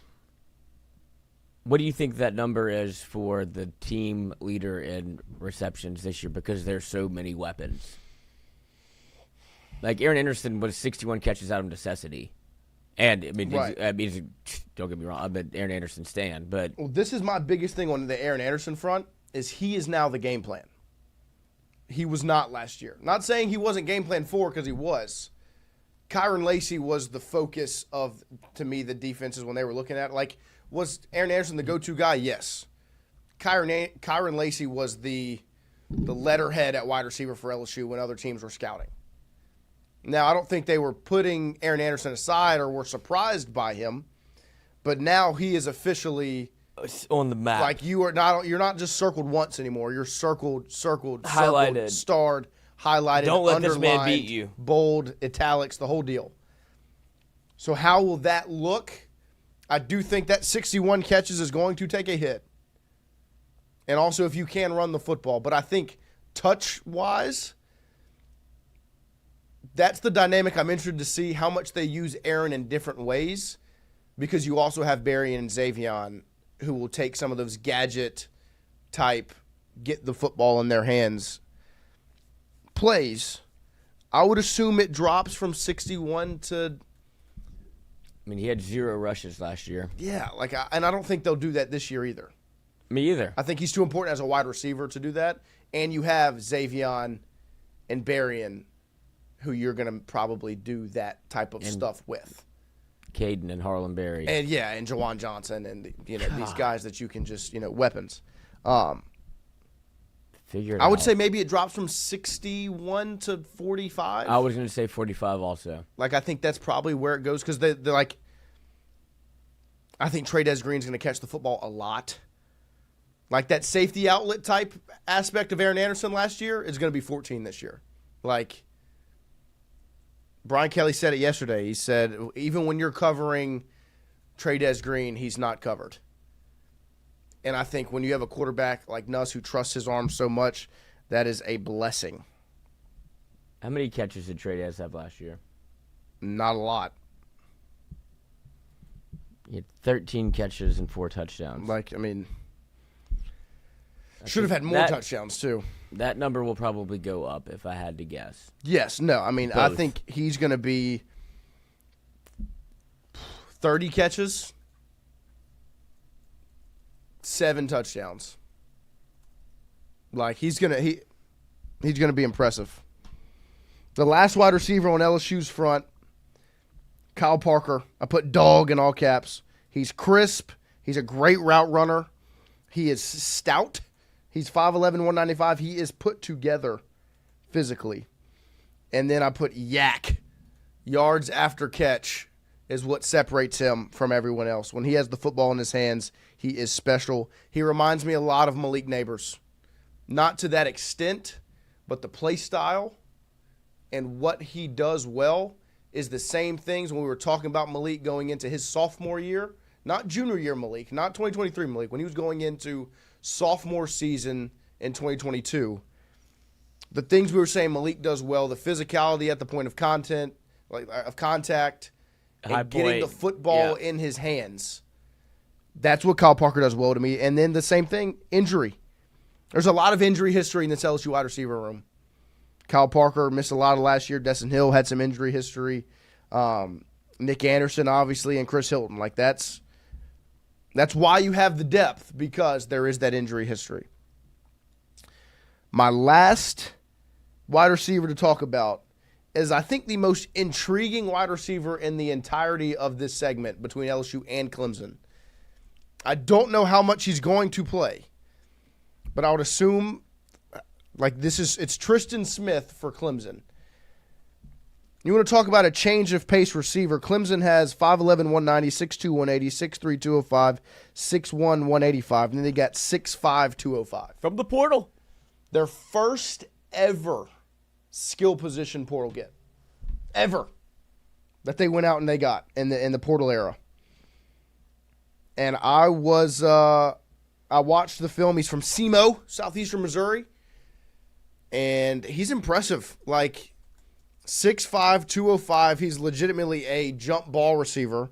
At SEMO, he had 76 catches, 929 yards, and 6 touchdowns. And I'm very intrigued in the potential of how he could be used. He started at a JUCO, then went to SEMO, and is now at Clemson.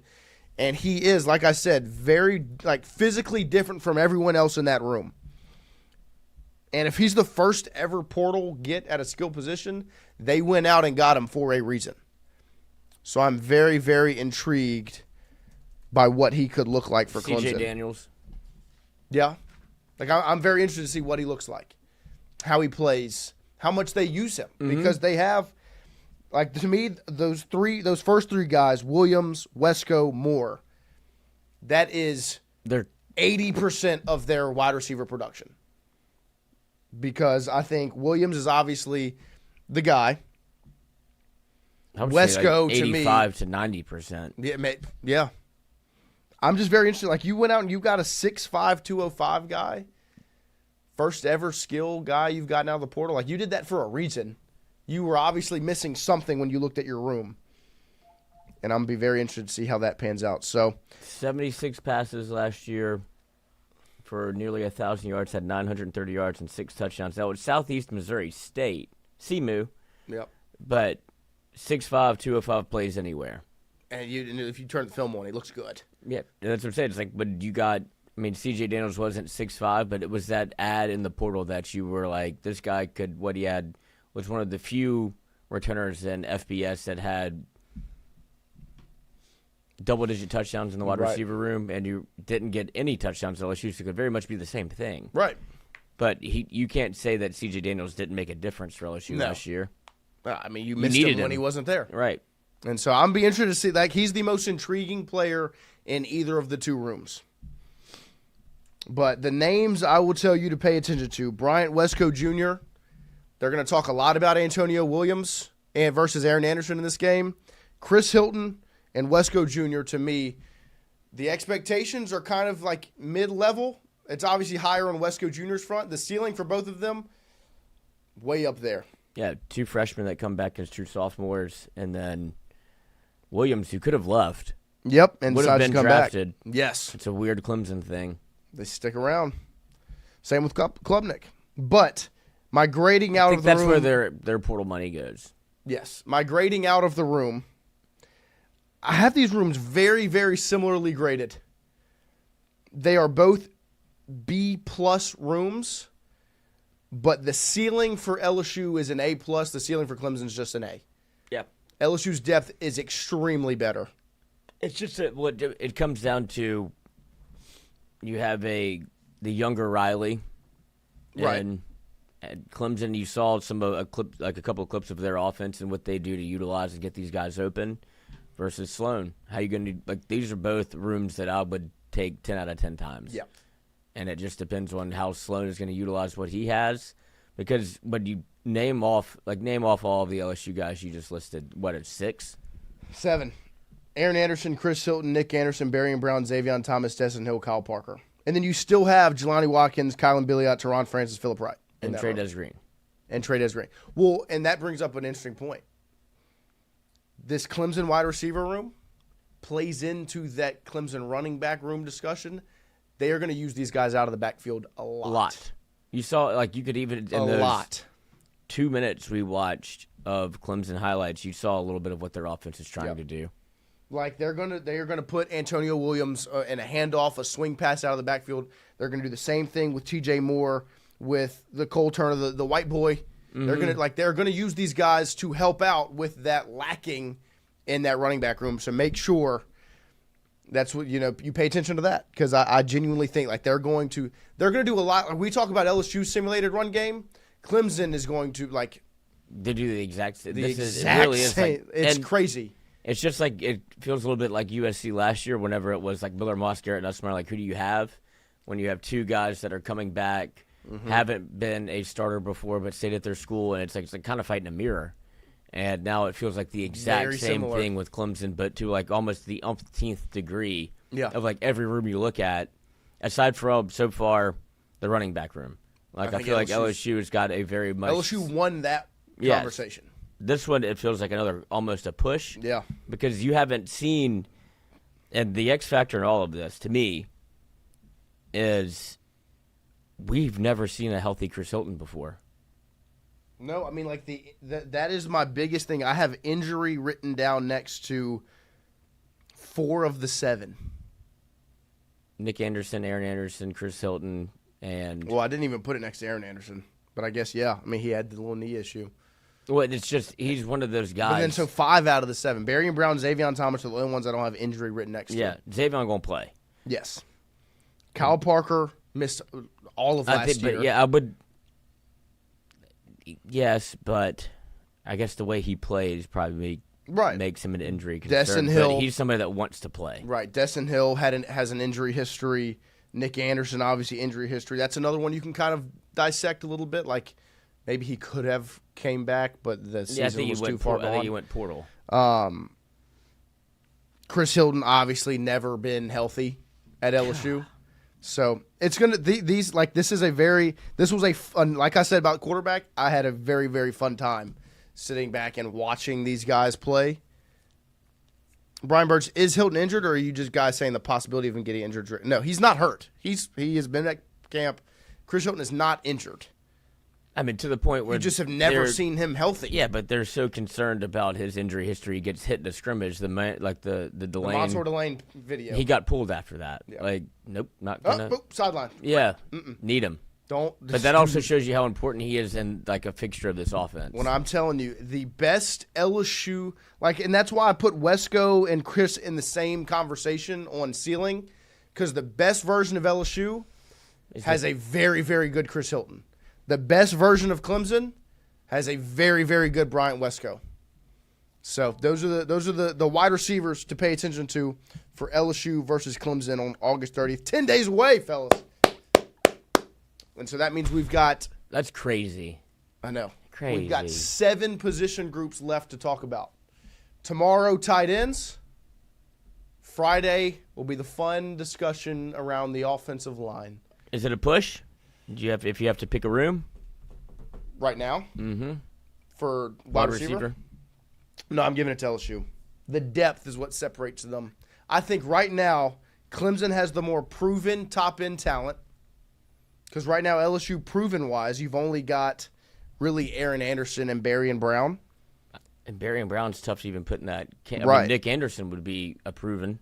It just that was 2 years ago, you know, Yeah. like, and so to me, like that's my nerve about LSU. Like Clemson's got 3 guys that did it last season, like Wesco Jr., Williams, and Moore. 14 games played, 12 games played, 14 games played. 908 yards, 707 yards, 650 yards, 11 touchdowns, 5 touchdowns, 5 touchdowns. Yeah. Like that's all guys that. And they're on record saying, like, half the reason Williams came back, he was like, we want to get Cade Klubnik the Heisman. Yeah, no, I like But it. they have a room that can do it. It's very close to being a push, and I wouldn't be upset if someone said Clemson has the edge because, like I said, the proven aspect, they have that. Antonio Williams is 10 games shy of Hunter Renfro's games played record. Jeez. He's played in all 33 games. Hunter Renfro went been in bald at college. Clemson. So it's gonna be fun to watch. Very fun to watch. So make sure you tune in as we go tight end, O-line, Thursday Got a and feeling who's Friday. going to win that room. Tight end, I've got a very good feeling about. And then next week, Monday through Friday, will be D-tackle, edge rusher, linebacker, cornerback, and then we'll close it out with safety. And then, man, when we finish that safety conversation on Friday, we're going to be hitching a ride to Clemson, South Carolina. Excited, man. Really excited.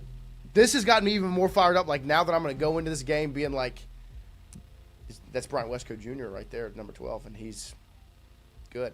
But he's going to be matched up And with the Montre worst Lane. thing about doing that is the more you know, Yeah. the more it pisses you It's off. a curse. If y'all had tuned into the show I've been talking on about August 20th, because I'd have told you about Wesco Jr. Like, because people are gonna have to sit next to us. Yep. And we're like, told you. Maybe. Hey, I think we might win some viewers over, guys. Everything that's happening right now, we've been talking about for a month. And it's either gonna be Tingle like, Coach 7 and 9. put a and gun in my subscribe. mouth, or let's go steal Howard's Rock. Yeah. I mean, because when we did this this is back in 2021. Like this is a Jordy breakdown, so not as intently as you just did it.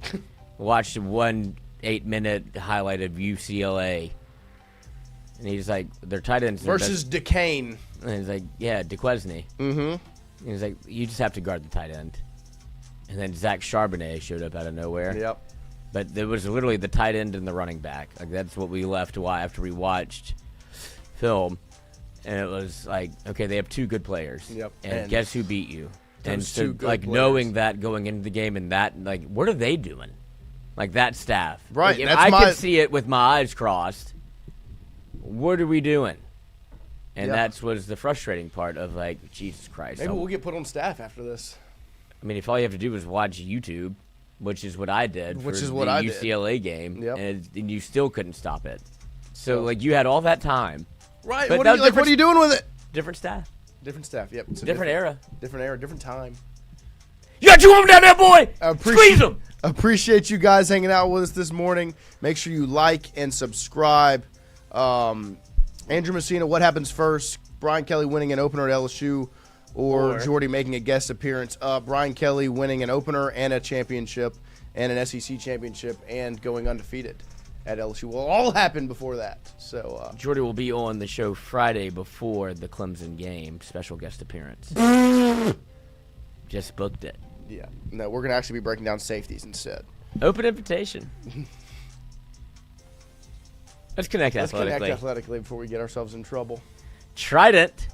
That's a gum flavor. So is Big Red. Yep.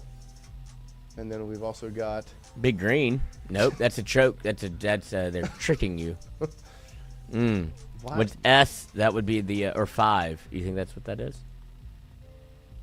Intriguing. I don't see any other gums. There's some Ronnies in here. Ronnie Lott. Mm-hmm. Oh, no. Lott, Montana, Young, Rice. Yeah. Those are 49ers. We got some Clubhouse, Cart Path, Range, Yep. Pro Shop.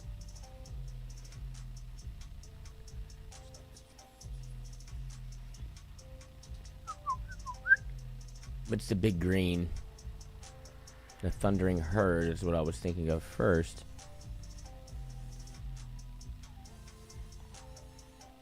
Compass Rose Trident S Baseball, Brian Burgess says. Let's find out what it means. Things in the Mariners Oh, wow. logo. Good for the Nice. Mariners. Yeah, I Who mean, put that together? Crimson Lions, big red, big green.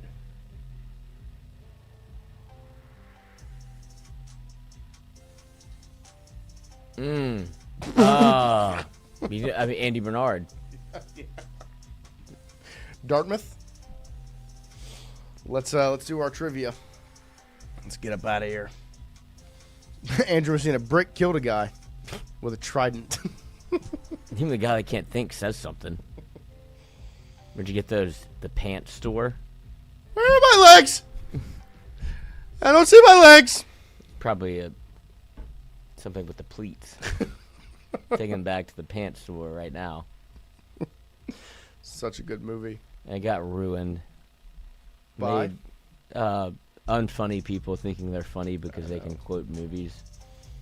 That is the most quoted movie probably. It's the easiest movie to quote. And it's just so infuriating. Oh, I can do Anchorman. Like, why don't you have an original thought? Please.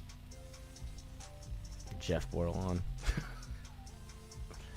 Celebrity mashup. Oops. That's where we got to start every time. Let's get frightened. Oh my gosh, that is Alec Baldwin in the hair and the beard. It is. Who's on the inside? I recognize that woman's face, but It's I don't not know Anna her Taylor name. Joy, is it? Huh? It's not Taylor Joy or whatever. No, you've gone too far. Oh gosh, don't zoom in that close. Oh, that's disgusting. Who is that? She looks. She looks unhappy. America Ferrera? Who is that? I don't know, but that's who Brian Burgess says. C. Veal said it too, so. Should we know her? Is she more attractive than what I'm looking at right now? I would hope so. How do you spell it? America. God. Bang. Okay, let's see. Bang. What she really look like. She's in, but that is a frightening mashup. I've seen her in stuff before. Let's see what is she in? She's She's in Betty. Superstore. I know she was in. Yeah, she is in Superstore. She was in the Barbie movie. End of Watch, great movie. Speaking of Michael Pena, how long have you been How with long her? you been with her?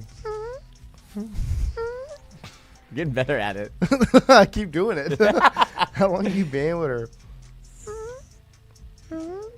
Kyle Juszczyk. Was he not a Raven? I didn't even know he played with anyone before the 49ers. I've only ever seen Juice as a 49er. Yeah, Ravens. That's him. Thank you. After his Sonics tenure, George Karl was the head coach of this Eastern Conference team and took them to the 2001 Conference Finals. It feels like the Pacers. Nice. Oh wait, it was Major League Baseball. That doesn't make it. That's not our fault. That's not on us. That is not on us.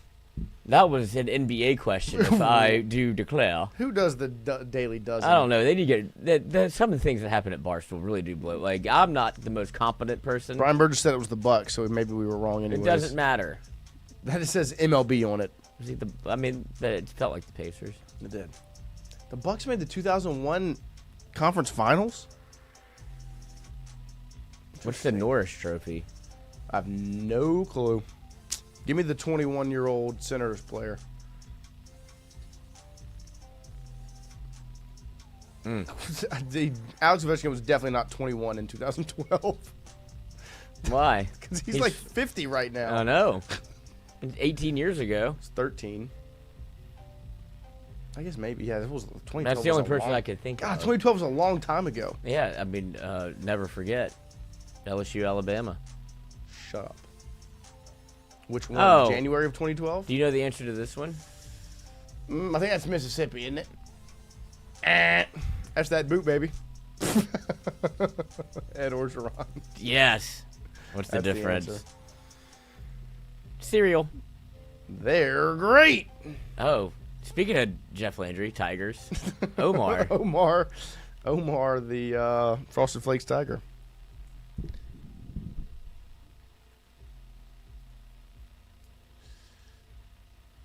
I feel bad for you, Nick. I don't think about you at all. This is Mad Men. It was something that goes through my head quite a bit. I feel bad for you, Lloyd. I don't think about you at all. That is a very Lloyd quote. Sandra Bullock played a newspaper columnist who has to go to rehab in this 2000 dramedy. Steve Buscemi. God, maybe the ugliest man in media. Dude, he's a legend. He always plays. Thank God I character. called that guy. I don't know. I don't know this movie. Would this be... Who's Viggo Mortensen? The only thing I can think of when I think of Sandra Bullock is Miss Congeniality. Is that her? I think of Blindside. Is she in Miss Congeniality? 28 days, Brian Burgess says. 28 days later? I think maybe just 28 days. Yep. Music. They're coming! I feel the magic between you and I. I don't know. I've never seen Dirty Dancing, but Me I neither. have done it. I knew. I literally knew you were going to make a comment like that. A little bit of bump and grind. Ew. A little bump and some grind. What did you say? I What? had that video of you talking about your middle school dance or something. I got to pull it up from when we were in the Uber in Omaha. I don't remember what you said. It's the first dance for a boner. It was a Marion. Where is the video? I was videoing just. There's a lot of boners going on to this song back in the day. You enjoy being hurt.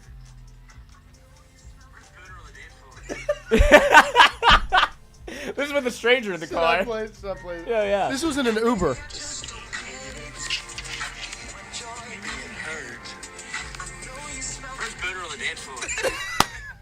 Me and Christian are just singing the song.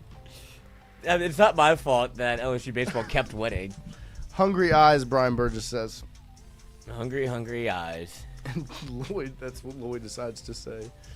Let's double dip. Click the MLB again. I want to look at that again. You go Bucks. Yeah. They Good failed us. job, BB. Lloyd bringing the R. Kelly vibes. That was Unk's mid-90s bump and grind. Mm-hmm. Trapped in the closet. I don't want to be in the closet. Part 10. He was in the closet forever. He was in that closet for so long. That was elite, though. That was like literally, great. Literally, you'd be like, I remember I was at one of my teammates' Friends' closets. no, one of my teammates' like birthday, hangouts or Bashes. dinners, and we were just and like you could literally for the entirety of the time you're eating, could just play every one of those R. Kelly videos back to back to back. It was transformative in terms of in an era where music videos were dying or really at the peak of their powers. Yeah. I don't know which one, but that one definitely lives rent free in my head. I'm in the closet. Dude, I'm still trapped in the closet. It's unbelievable.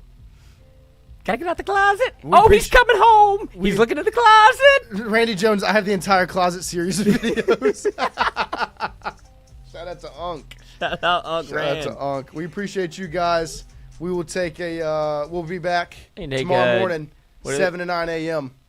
22 and a half hour break. Yeah, 22 and a half hour break. We'll see you tomorrow. Not 7 me. to Mic'd 9 up a.m. tonight. There you go, 6 Lloyd. to 8. I'll be back in this chair. We're also recording a little interview today. Oh, I forgot about Yeah, that. good thing I reminded you. I think you could do it a tight 15. We'll be back tomorrow morning, 7 to 9 a.m. See ya.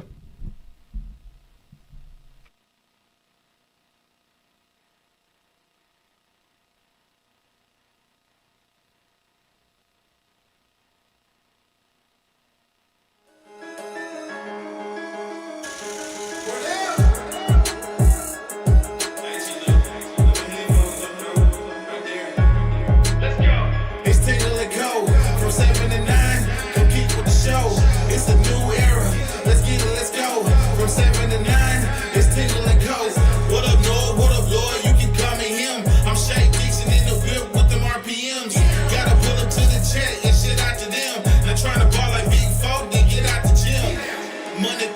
Friday from 7 to 9. When you see that notification, we about to go live. Hit the